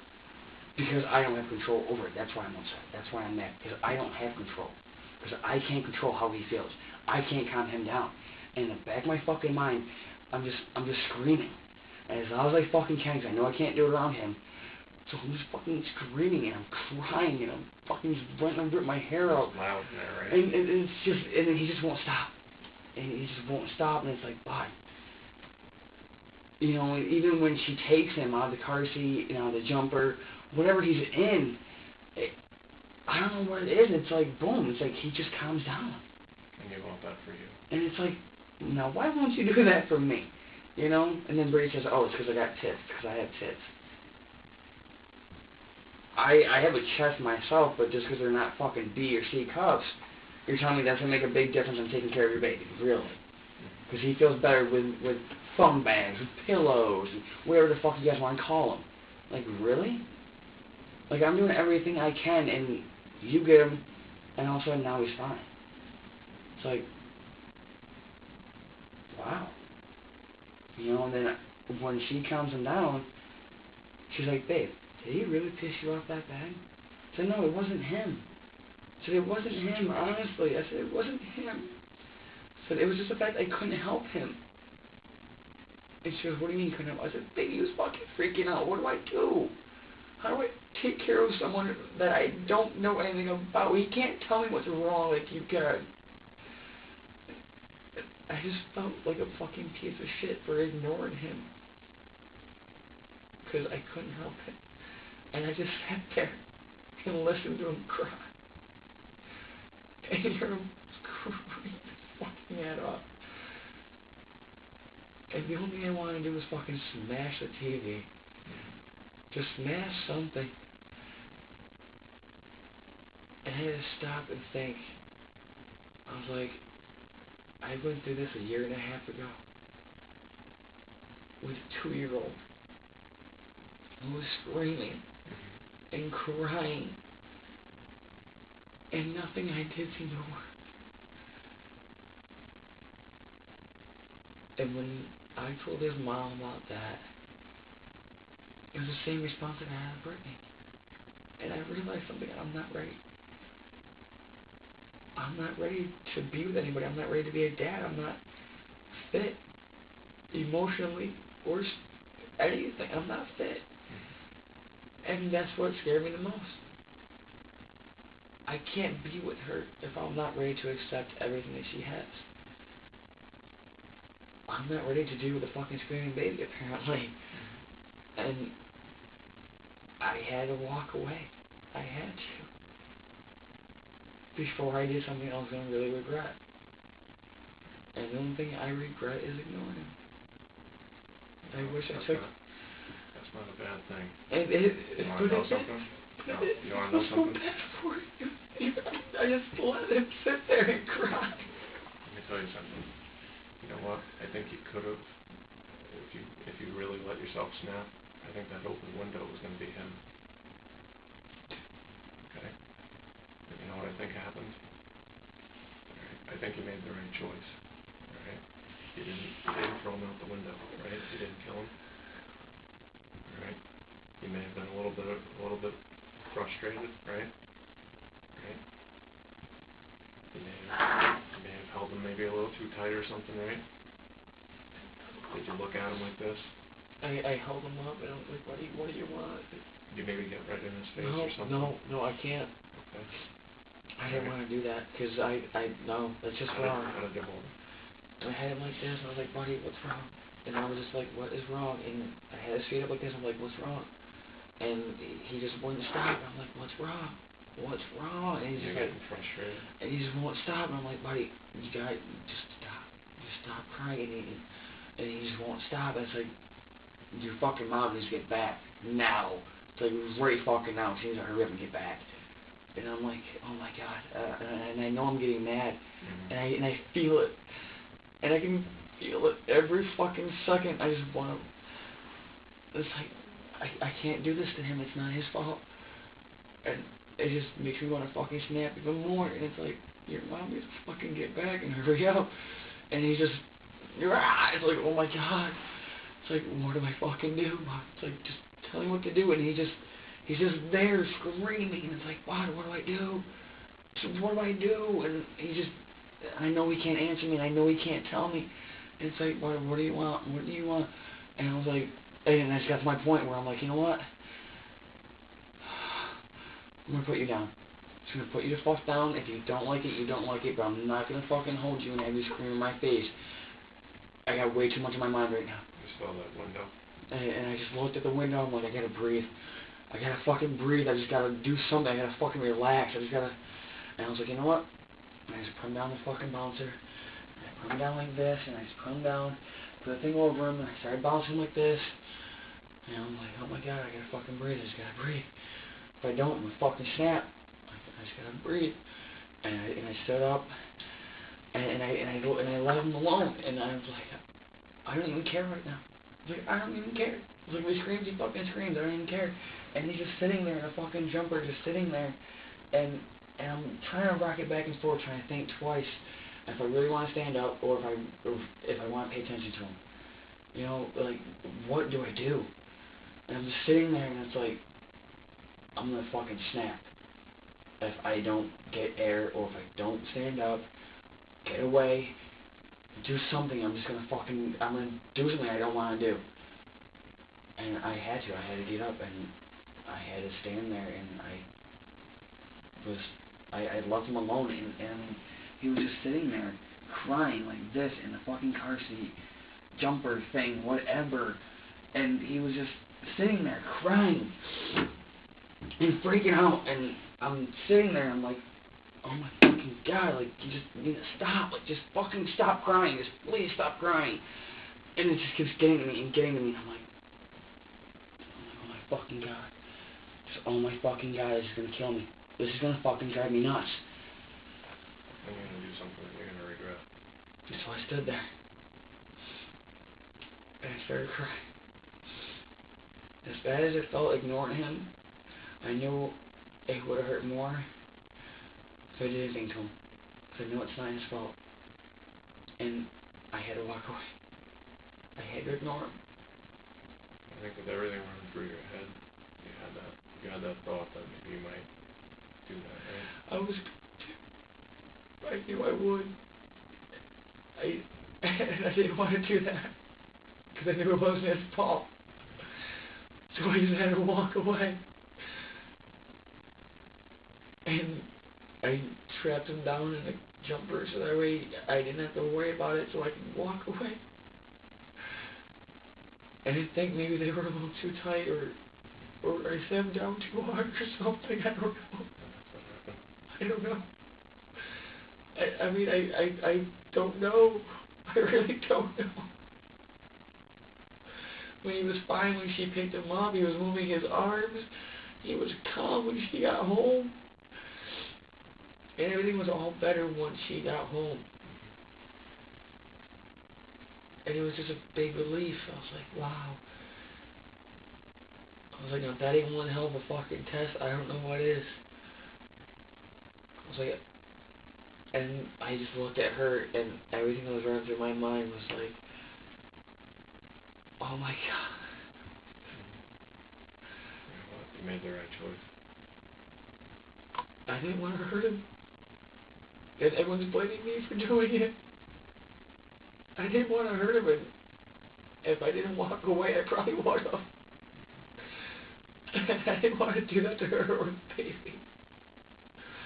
And now everyone's looking at me like I abused him. All I did was put him down so I didn't hurt him. And he had to walk away. I just had to walk away. You know what? Okay, so his collarbone's going to heal. He wouldn't heal if he had the concrete, okay? No, why did you look at me like that?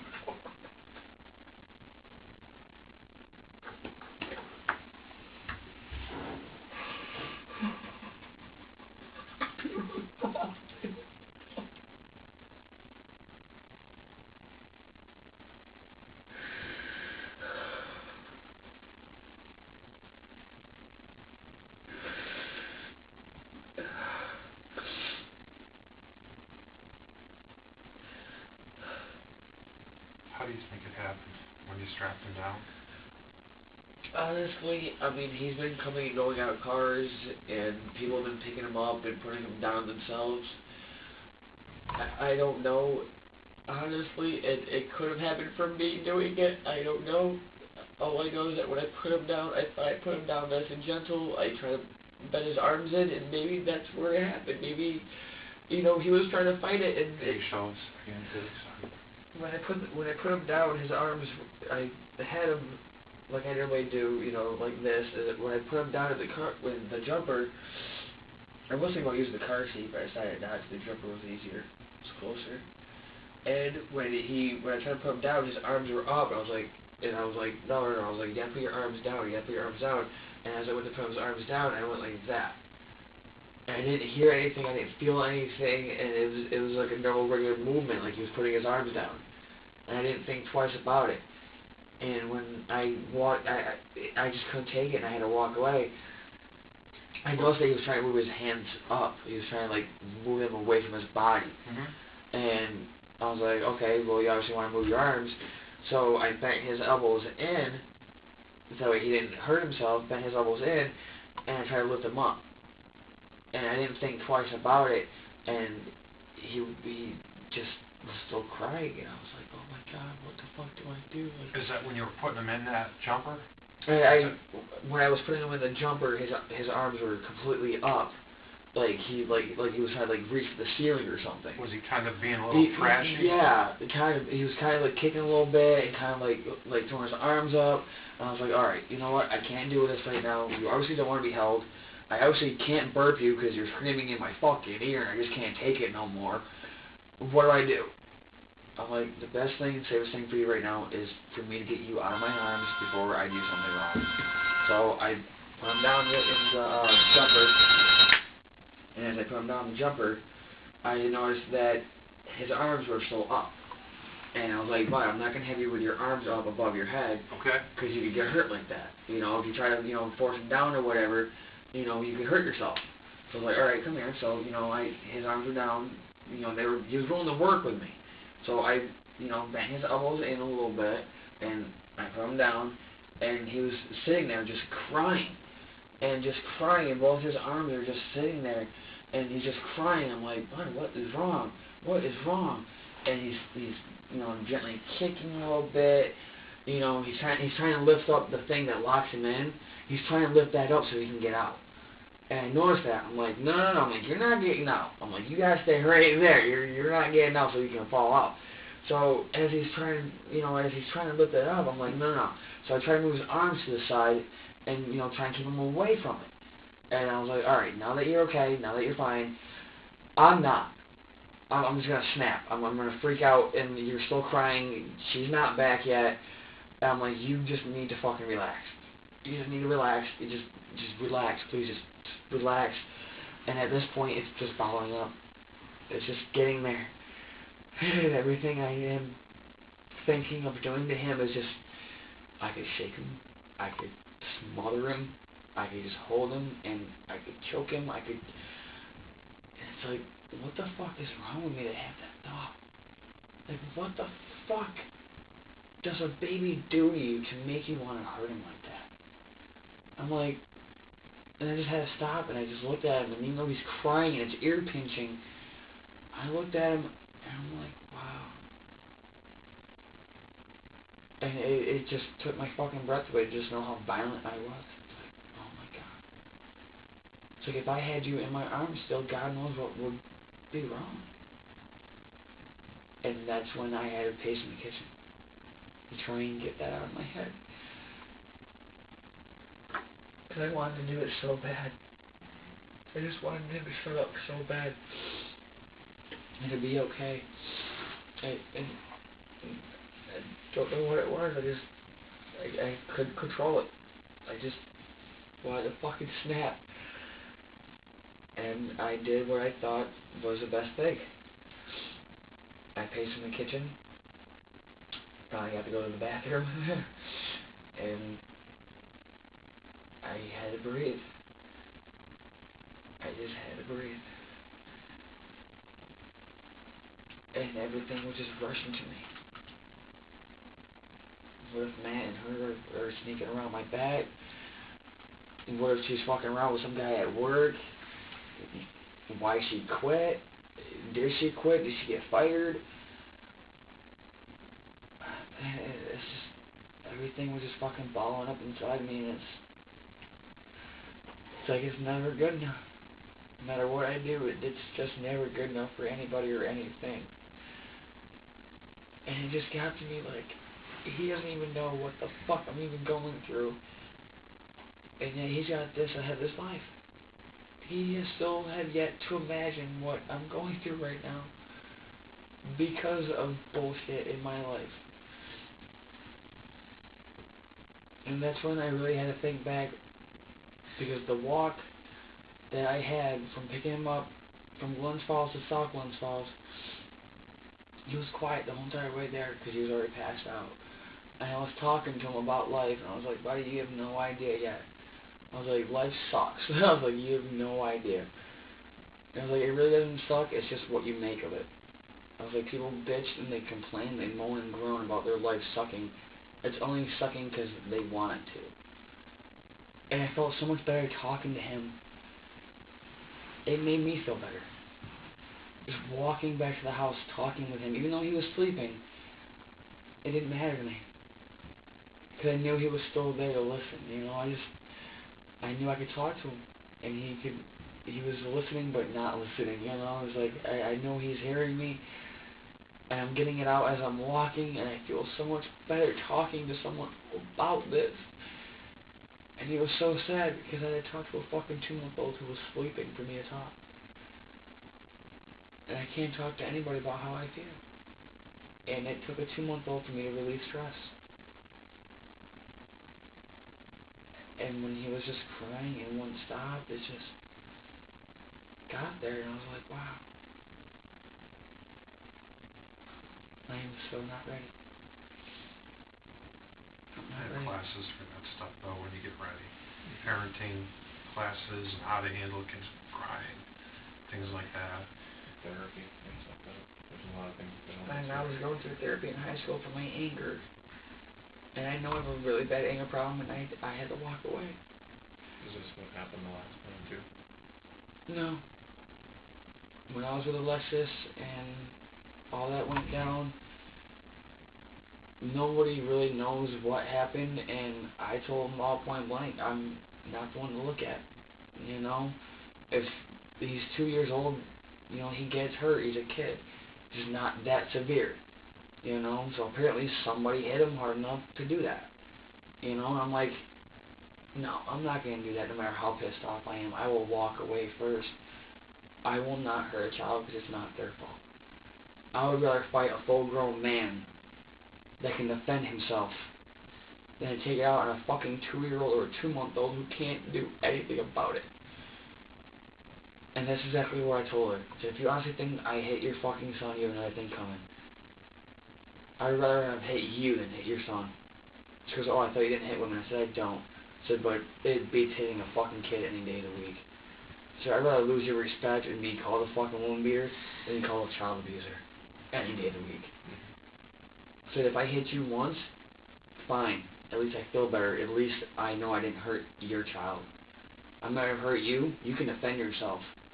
Even though you're a female and it's not right, you can still defend yourself. So your son's fucking 2 years old. He can't do anything. This fucking baby is 2 months old. He cannot do anything to defend himself. And it's not right to take anger out on someone who cannot defend themselves. And I had to walk away. Before I snapped on him. You either snap on him or snap on myself. And I'm not going to do it to him. And that's... I had to look him in the eye. And I had to beg myself not to hurt him. And I told myself it's not his fault. And he was looking at me in the eye like, I can't help it, I'm sorry. And I looked at him and said, but it's not your fault. And he had just that look in his eye like, I'm sorry. Like, don't hate me, I'm sorry. And that killed me. If I knew I hurt him, that would hurt even more than the look he gave me. And just the look alone was enough to fucking kill me. I couldn't even look him in the eye after that. I had to walk away. Before I did hurt him. And I'm glad I walked away. I'm glad I ignored him and hurt him. And I know I probably really, really would have hurt him if I didn't walk away. And I had to walk away. I had to. I did not want to hurt him because it was not his fault. And just the look he gave me just...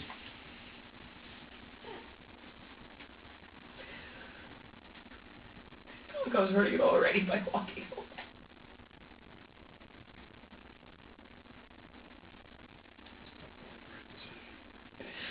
I feel like a piece of shit for it so bad.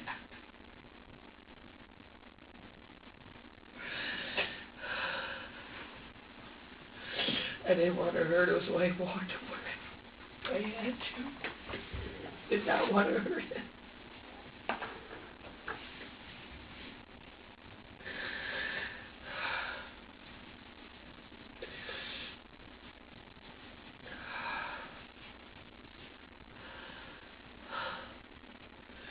Did you feel like you were in total control when you were putting him into the jumper, or did you feel pretty angry? I mean... I felt that I wanted to get him out of my arms as fast as possible before I did hurt him. Because I knew I was getting to that point where I just couldn't fucking take it. And I just wanted to do something so bad. I knew I was going to regret it. So I tried to put him down in there as gently as I could. As safely as I thought I did, and as safely as I thought I could. I put him down. I put the jumper thing over him. Locked him in. And I just looked at him, and just his eyes alone were saying, I'm sorry. And I just looked at him like, buddy, I don't know what to do. I don't know what you want, what you don't want, what's going on, I don't know what to do. And he's just looking at me like, help me, help me. And I'm like, I don't know how to. And it was just a look he gave me that didn't help me. I couldn't help it. I just couldn't help it, I just had to walk away. Looking back now that you've had a chance to kind of replay everything, did you think that maybe you could have been gentler with him or something when you were putting him in? I might have rushed it and then put him in there.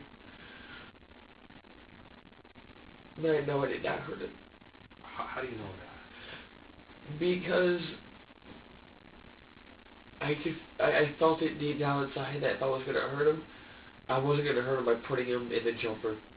I was going to hurt him by shaking him, or by throwing him, or smothering him, or something just to shut him up. But I had to put him in the jumper so I could walk away. I didn't want to leave him unattended, but I didn't want to leave him there to get hurt. And I did the safest thing I could. I figured if I put him in the jumper, strap him in, at least this way he's safe, he's fine. If he tries to get out, he's locked in, so he can only lean so forward, he can't go head over heels. Mm-hmm. And it gives me a minute to calm down.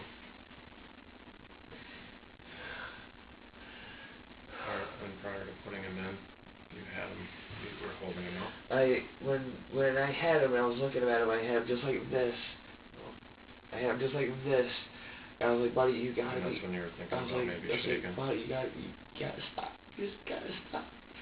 And I was like, buddy, you guys... And I could feel myself getting tense. Starting to squeeze. And I was like, I can't do this. I was like, he's just freaking out. He doesn't understand.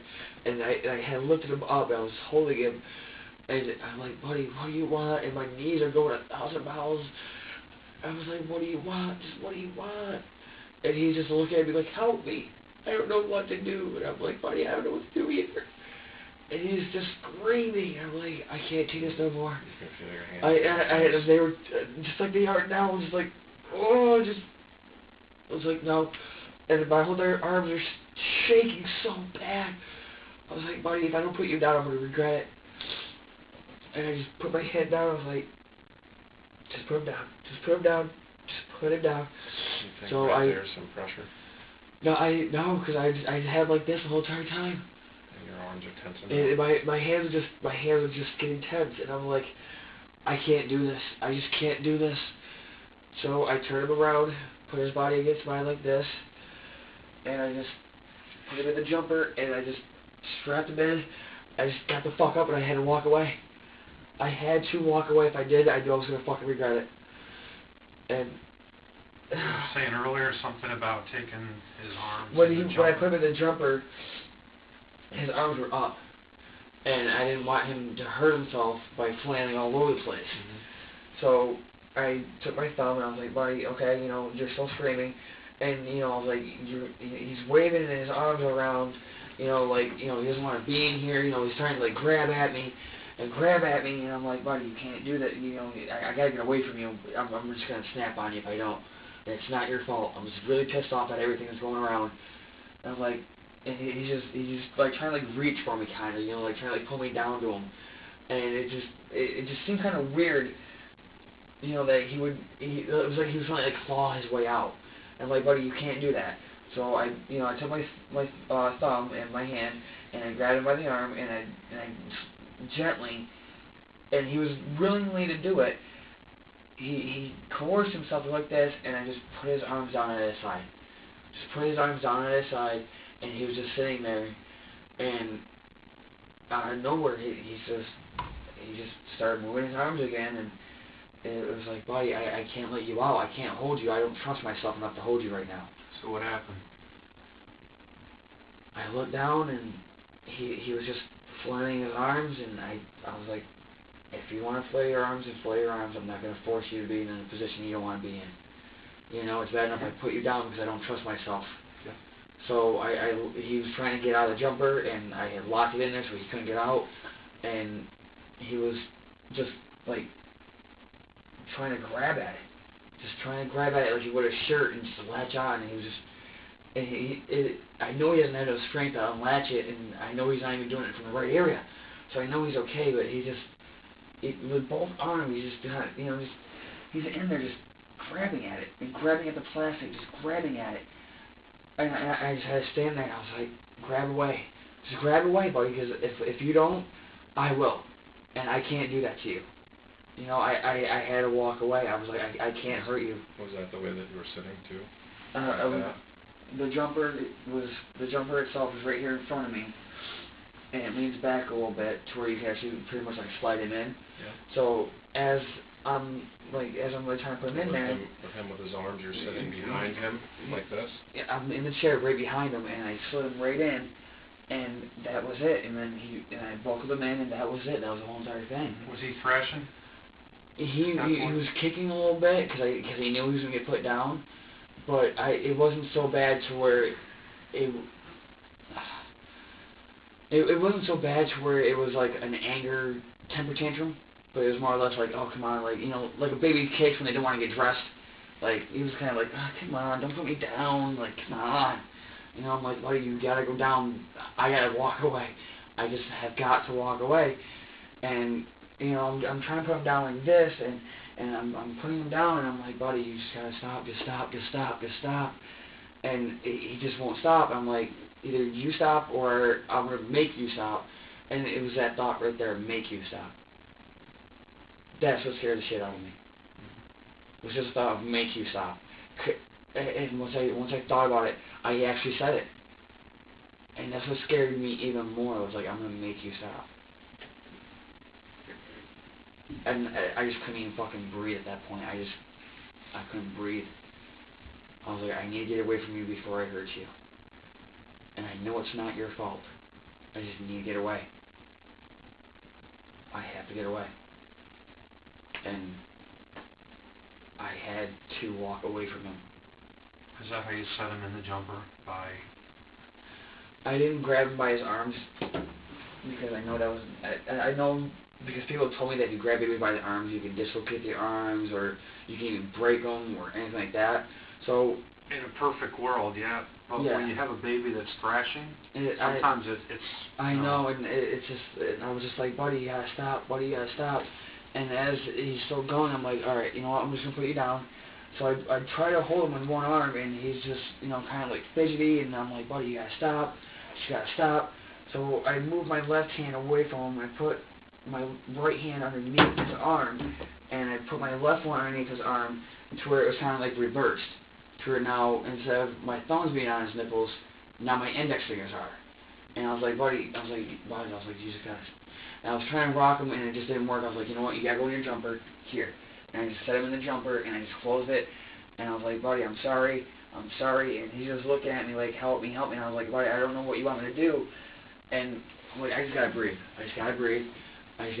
And as he's in the jumper, he's sitting in the jumper like this, so I try to screw him down a little bit, and he didn't seem to mind that. He seemed to like that a little bit better, being put down a little bit more. And I was just sitting there, and I was like, and that's all I could hear was just the screaming and the yelling. And I thought about Brittany yelling at me, and I just thought about everything she said to me over the week.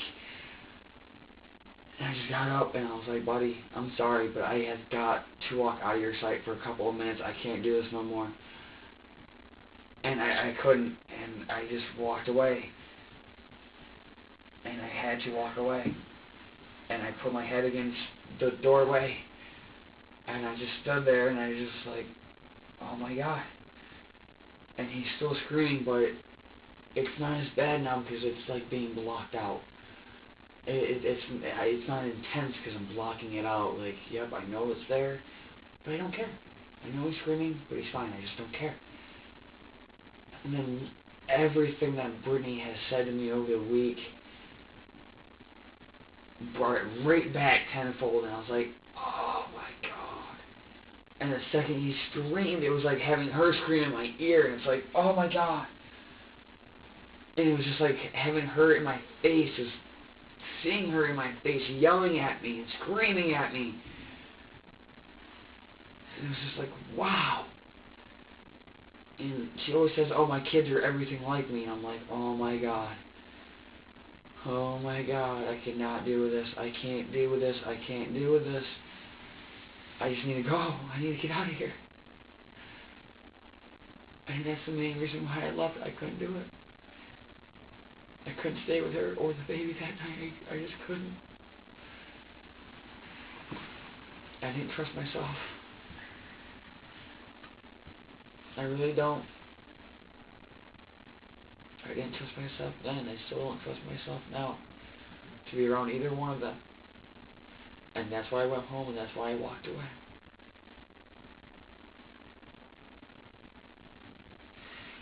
Because I honestly don't know if I did or not. And if I did,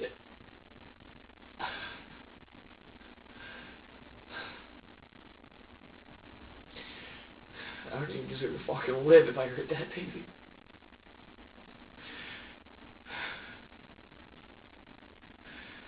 And that's what hurts the most, is all the fact that I could have hurt the baby. Without even trying.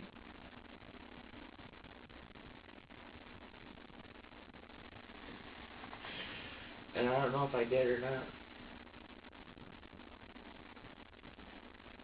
that's why I can't admit to doing it, because I don't know if I did or not. I tried to handle it the best way I could, and I don't believe I squeezed too hard. I don't believe I sat him down too rough.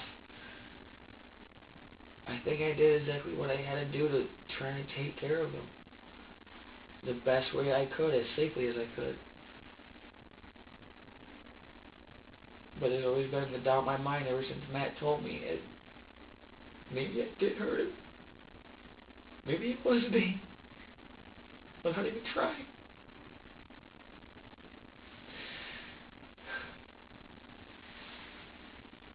I don't know. I honestly don't know. So on Thursday, is that when the talk came about the mark on the shoulder? Or was that Wednesday? That was Thursday, I believe. Did you work Thursday? Yeah, I worked Thursday. What happened that night? I got out of work, went back to the house. Baby was fine. She was fine. Matt was okay. It was a really good day. And Matt was going to change the baby, and I was like, "Boy, what's that mark on his arm from?" He goes, "What mark?" I was like, "That one right there." And he's like, "I don't know." He's looking over at Brittany. He's like, "Do you know what that's from?" And she's like, "Well, how big is it?" I'm like, "It's not that big. I mean, it looks like a couple of pinch marks." And she's like, "It might be from the car seat being too rough." I'm like, "From the car seat?" She goes, "Yeah, from the straps. You know, sometimes they rub, and, you know, sometimes they pull down a little bit, and that's what causes the bruising." I'm like, "Oh, okay." What did you think it was? Do you think I was going by what she said, because I had never seen anything. I mean, it was so small, and it was just on the one arm. I thought that maybe, you know, he was trying to reach for something, you know? Can you show us where it was? It was about right here, right there on his arm. It looked like you said earlier, number 7. It looked like a 7, kind of like a 7. Like, it was, like, you could tell it was like two or three dark marks, but it looked like right in the middle of it, it was like a light yellow kind of mark. Like, it was kind of like getting, like, connected. Like a bruise? Yeah, kind of like a bruise. You know how they get this colored? Yeah, like it just started out, like it just started out, like he got pinched or something, like it's like first phase of a bruise.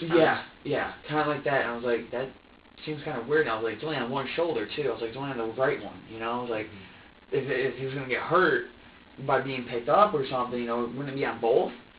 You know, like it's just on the one shoulder. But did you see one on the other no. side? Did you look? Yeah.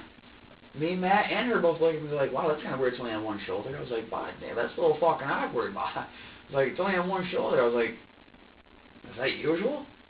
She's like, "Oh, it might just be the car seat being too tight, you know, he might be, you know, pushing against it, trying to get out."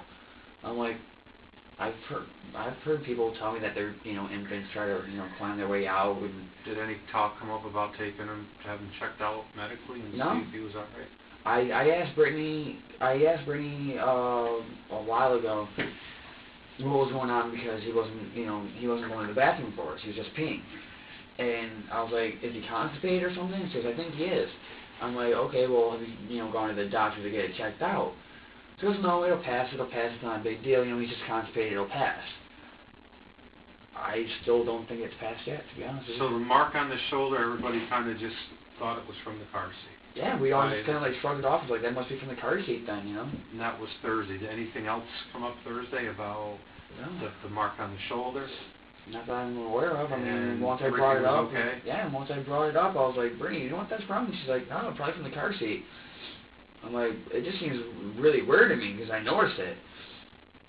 I'm like, man, does that look a little weird to you? And he's like, kinda, but it might be from the car seat. It does happen sometimes to babies. I was like, Brittany, you see that, right? And she goes, yeah. She goes, it's probably from the car seat.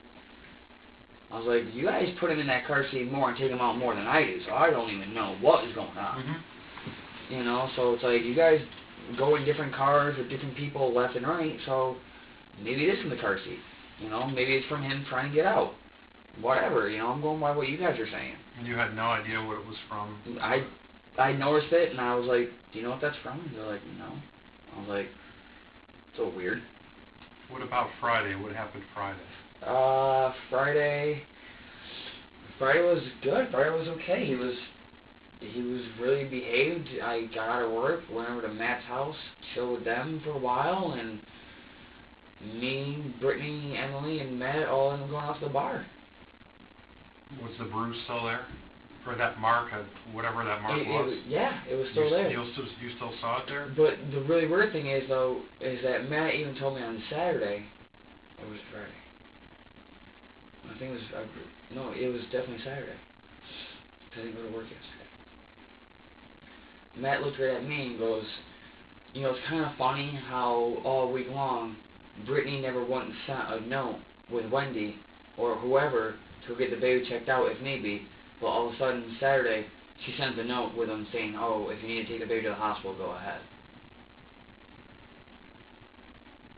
Now, wouldn't you do that if that was your own kid?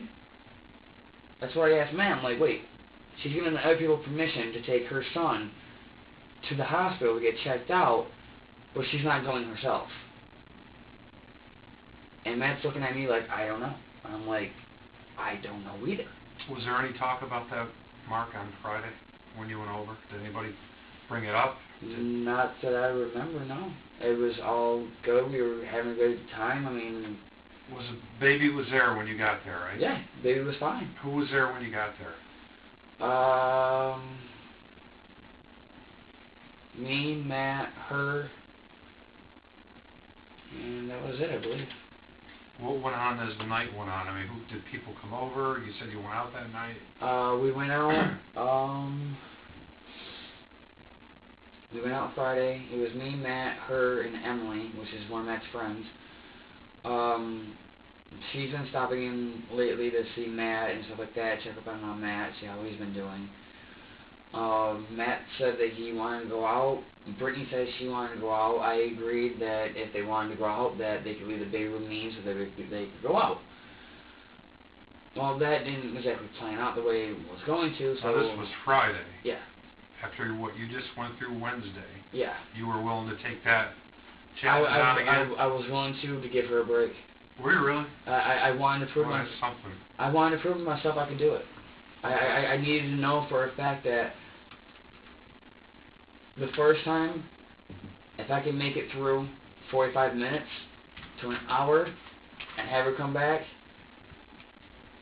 maybe I can push myself to keep going. And if I can't, then at least I know I can go next door and call Matt and tell Matt, listen, I can't do it no more, you guys gotta come home. At least I had a phone to use. You know, at least I could, you know, at least man up to myself and try to show myself that I was ready to be a dad. That I could at least maintain myself and control myself enough. Well, that didn't work out either. All of us ended up going out anyway. That wasn't such a good idea because me and Brittany got into a fight and an argument. She told me to go fuck myself and she went home with Emily. Who did watch the baby that night? I'm not exactly sure, to be honest with you. I really don't know. All I know is that It wasn't you? No. You don't know where the baby went? No. That's one entire part of me saying it's not my responsibility to know. Because, like she said, it's her baby, not mine. If she wants someone to watch the baby, that's her call, not mine. Did y'all leave that apartment together? Yeah. But you have no idea where the baby went? Nope. Did somebody come over? If they did, I don't know. Were you drinking or something? You don't remember? Or? I was drinking Thursday night and Friday night, to be honest with you, so it was a rough week for me. That's why I said it. Wednesday night was pretty much the cap to me freaking out. The way that I release stress is I go out, I have a couple beers, I see my friends, and I just try to blow everything off from the whole entire week. I just try to let everything go. I went out Thursday with my sister, had a great night with her, walked her back home, passed out. Friday night, went out with Matt and her and Emily, and if I we don't went know where the home, baby was Friday. I Okay. have no idea, honestly. And you guys all went out and you had a fight with Brittany? I got into an argument with Brittany, yeah. What was she wanting to see another guy or what? It was just the fact that she was like, oh, well, you know, all your bitches are going to be up on you, buying you drinks and doing this and doing that. I'm like, I don't have anyone on me doing anything. I might have a girl that come up and go, hey, do you want a drink? Yeah, I want a drink. But 9 times out of 10, it's one of my friends. Did you go home with her that night? No. I went home by myself. I walked home to South Glens Falls. Okay. By myself. What happened Saturday? Saturday I called off work and I stayed on the couch all day. Saturday. All day. Okay. And that just... Did you get any phone calls later that day or anything? Or? Nope. My phone hasn't been able to get any incoming or outgoing. I get no text messages. I get nothing. You heard nothing from anybody Saturday? Nope. Sunday? Nothing. All I know is... Oh, I woke up, we tracked that. I did go to work Saturday. I took Sunday off, so I didn't go to work yesterday. It was Saturday I went to work because Matt stopped in on Saturday and saw me, and that's when he told me. What did he tell you? Matt came over one time to see me to get groceries. He left, and then about 45 minutes, it was 5:15, he came running back to the store, and he said, we need to talk. I said, okay, about what? He goes, I don't want to talk about inside the store. We gotta go outside. Let's go. I was like, okay, no problem. I was like, alright. So I took off. I put everything away that I was using or whatever. I clocked off, and I went right outside and I talked to Matt. And I was like, okay, so what's going on? He goes, did you hear anything about the baby lately? I said, no, my phone's been shut off for a couple of days. What's going on? Like, I don't know. I'm in the fucking dark here, but you need to inform me here. Like, what's going on? And he's like, the baby's got 2 broken fucking collarbones. And I just stood there in amazement. I was like, really? He goes, yeah, really. I was like, does anybody know how? Or where? Or when this happened? Or who it was with? And he goes, no, no one knows. All I know is that they took the baby to the hospital and he's got 2 broken collarbones. Oh. Okay. Matt started freaking out. I told him to calm down. He said, how can I calm down? I said, but I've already went through this once. And he goes, how are you so calm? I said, because I already went through it once. I said, but I already know what to expect. I said, you think this is going to faze me at all? I said, honestly? I said, no, this is not going to faze me in the least, bud. I said, I already went through this once with a psycho, and this is not going to faze me at all. I said, a younger child? Yes. But same situation, slightly different. Not going to faze me. He goes, really? I said, yeah. I said, but let him investigate. Let him take you. Let him talk to you. Let him come to the house. Let him search your house. What do you have to hide? I invited him in this morning. I have no reason not to. Come on in. Look around the house. I have nothing to hide. I'm more than willing to talk. That's what I told Matt. What do you have to hide? Nothing. Then why are you so scared? Why are you so worried? Oh, I don't want to go back to jail. And you think I want to go to jail? Why was he in jail? Because a girl under the age of 18 told him that she was 18, and she lied about it, and he had sex with her, and she went and told the cops that he raped her. And she even said that she wasn't 18 and admitted to lying about her age, and they still slammed him with rape. So he was on, I think, 5 years probation. and now he's labeled a sex offender for the rest of his life because of that. And he's worried that he's going to get tossed back in jail. He's worried that he's going to get arrested. I'm worried I'm going to get arrested for something I didn't even do. And everyone's looking at me like I beat the hell out of the baby. And I'm like, no, I didn't. No, it's not in me. I would rather walk away than hurt anybody. And it just seems like everyone blames me because I'm the only one with a clean record. Like, if I go down for this, it's a slap on the wrist. No, it's not. I hope they fucking know that. It's not a slap on the wrist at all. This is a severe issue. Severe issue. You know, and they're all like, oh, well, you know, Chris must have done it because he was the last one with a baby. Just because the last one with a baby is not always the one at guilt. Sorry and shit, but no. That's not the way I see it. You could be rough, and a couple of days later they could show up. It all depends, you know. It's different situations, and that's why I don't understand why she's blaming me for this.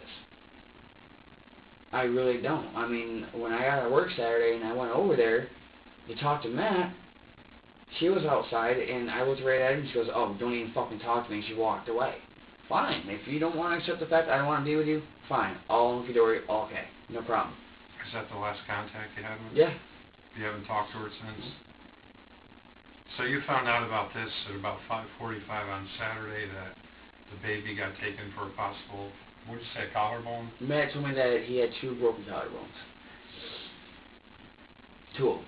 I was like, if the baby's got collarbones that are broken, and he's in the hospital, and the hospital's telling Matt that he's moving his arms, but apparently he does not have a broken collarbone.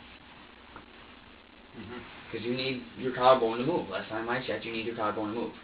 Yeah, I think they come in all different shapes and sizes. I mean, you know, there's compound fractures, there's hairline, there's all different exactly, kinds. And Matt's like, are they broken? And they're like, yeah, they're broken. Probably because I'm thinking maybe the age, too. They have to maybe...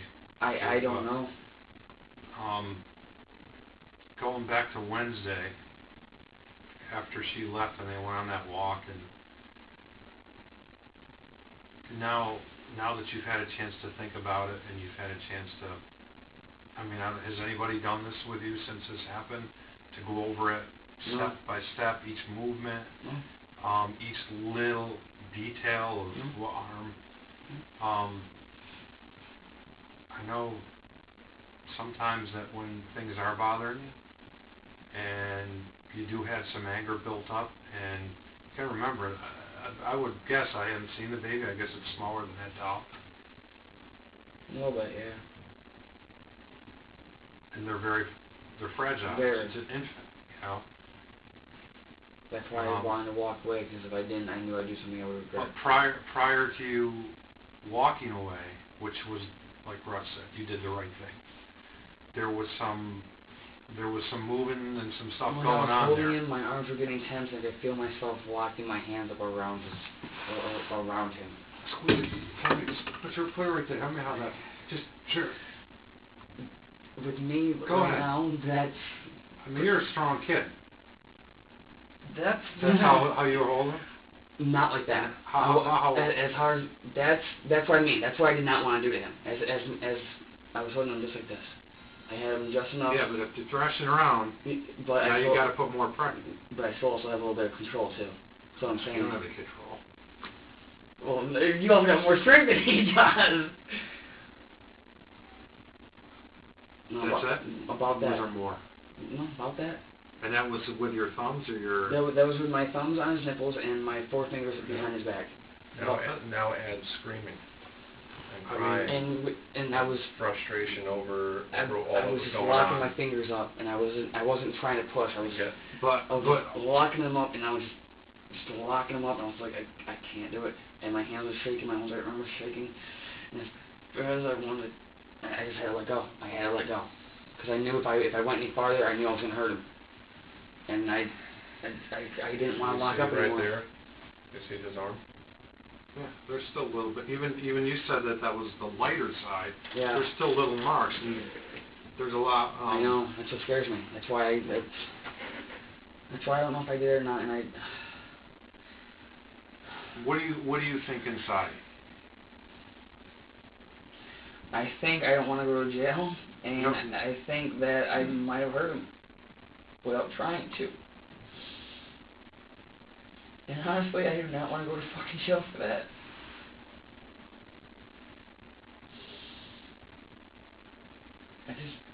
I don't know. I didn't think I held him hard. I didn't.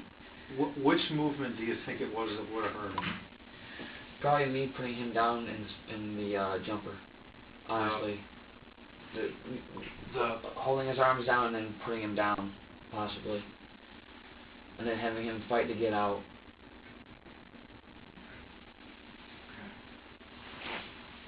Do you need anything? Bathroom or anything? I need a cigarette really bad.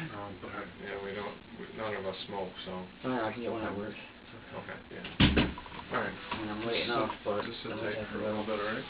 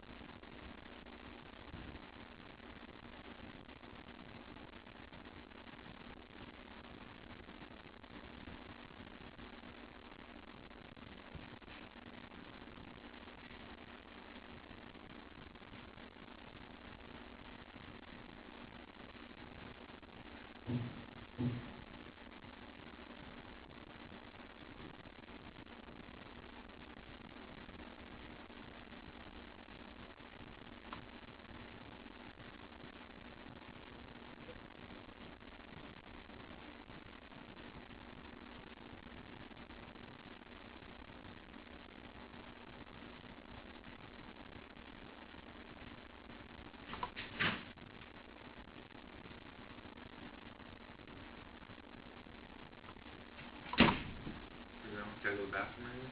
No. Everything okay? Yeah.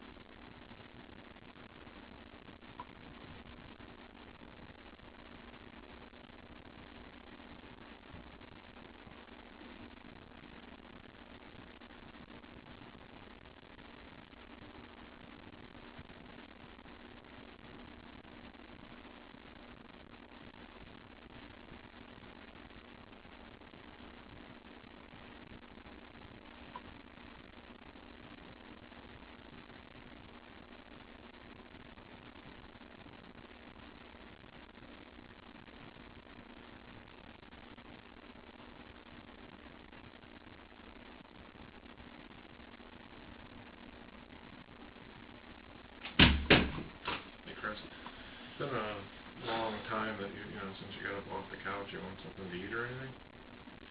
Yeah. What would you like? Whatever you guys got. Honestly, I'm actually starting to like the verge of like passing out and like so tired. Oh, just 'cause you're tired. Okay. Tired, hungry. Okay. All right. We'll see what we can get you. Just sit tight. I'll get you something to settle you down.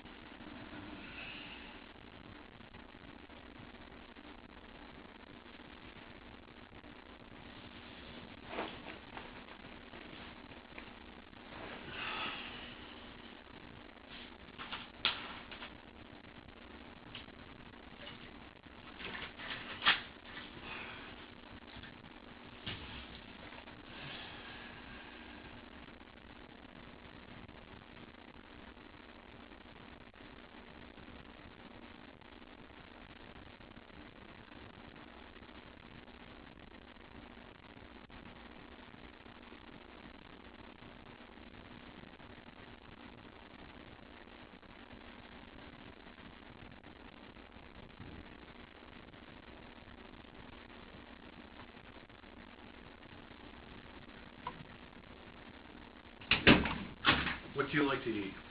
What do you guys got? Honestly. Well, you know Route 9. There's Subway up the road here. There's McDonald's. There's like, McDonald's will be fine. I don't care. I'm not picky. What would you like from McDonald's? Whatever's on the dollar menu. I'm not picky at all. I mean, we have money to get you something to eat. I just wanted to know. Like, do you like Big Mac? Do you like Quarter Pounder? Quarter pounder will be fine. That'd be great. With cheese? Please. All right. Yeah, French fries or? Oh, please, definitely. Please. All right. Okay. I'll be back in a couple minutes. Am I getting arrested? That's what I want to know. Am I getting arrested? Fucking bar me up with fucking McDonald's or some shit.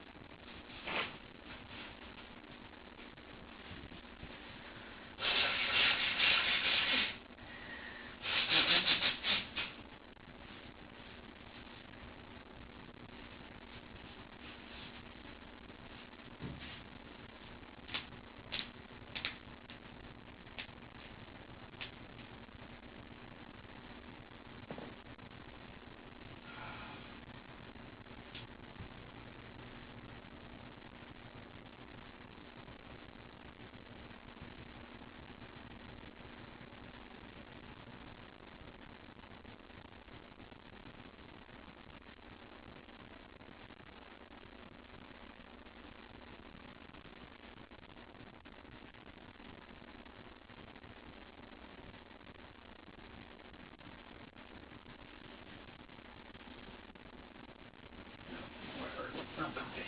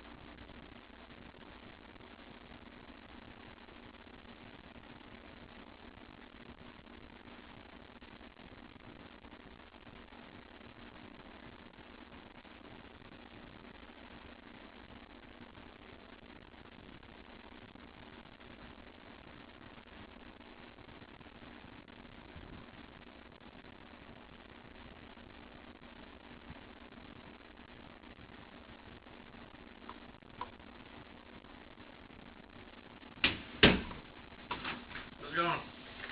You Sorry. ordered some McDonald's? Yes, I did. There you go.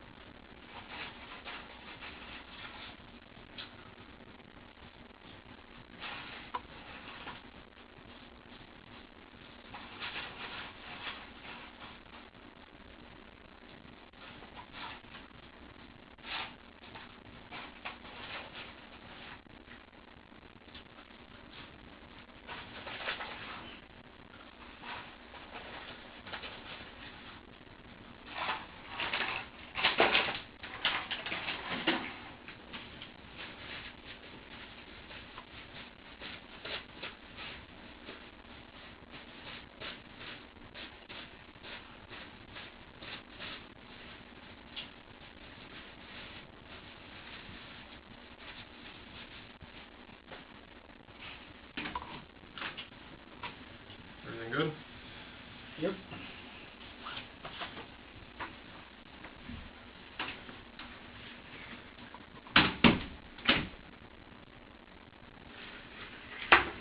Probably a cigarette would be even better.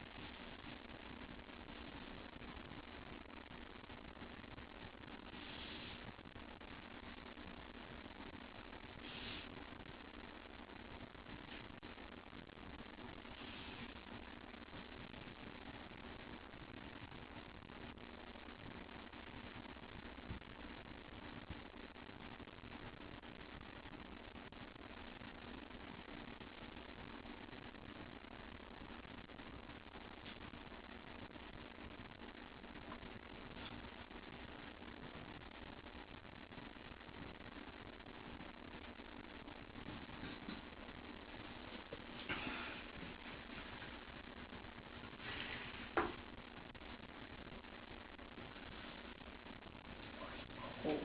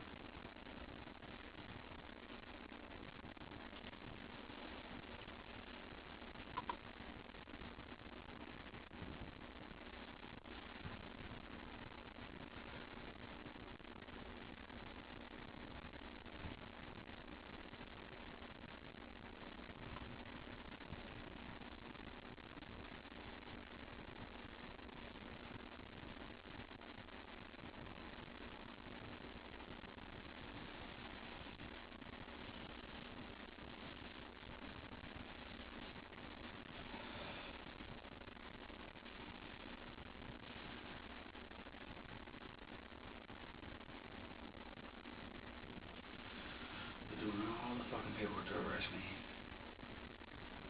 I know they are.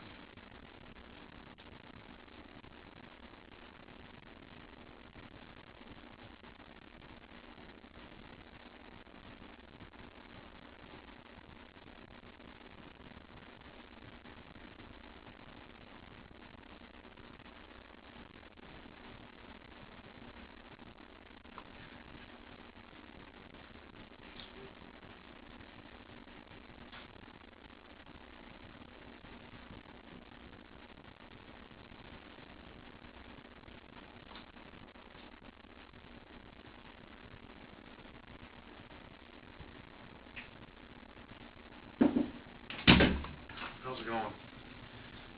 On the nervous side, to be honest with you, boss.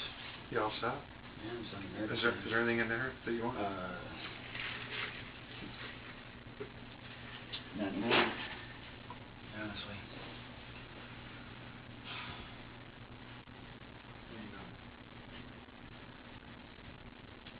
I guess I better pick up my coffee. Oh, you all set with that too? Yeah. This drink? Yeah. You want any more of that? No.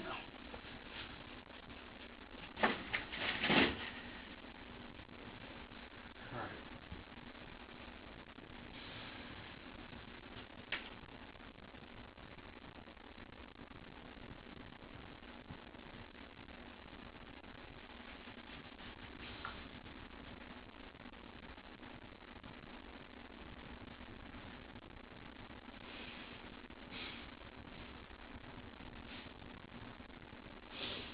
Why didn't I list that dude? I just stay away from Brittany. Stay away. Go.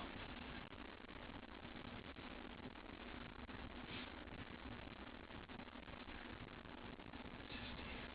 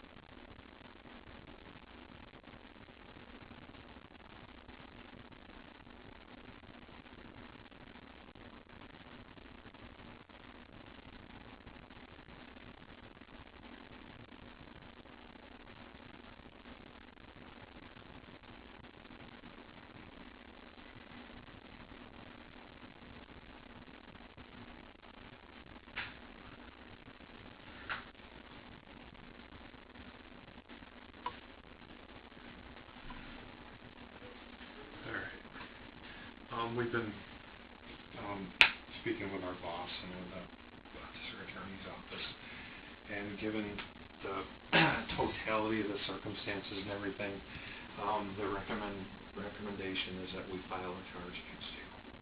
Okay. We appreciate you being candid and being honest. I'm going to fucking jail. There's only one. Just remember, it's only one step. Everything is done here in steps, okay?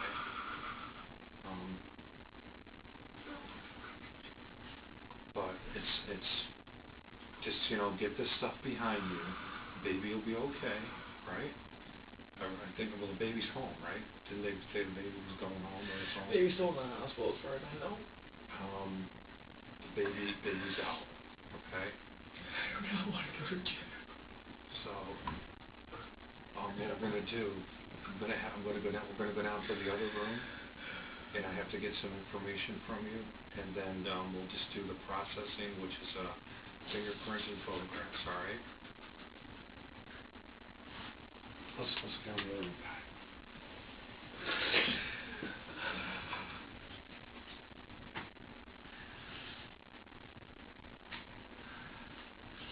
Is this your stuff? If you want, we can, I can leave it there. Is that okay? And then we can come back after and get it. Sit down, man.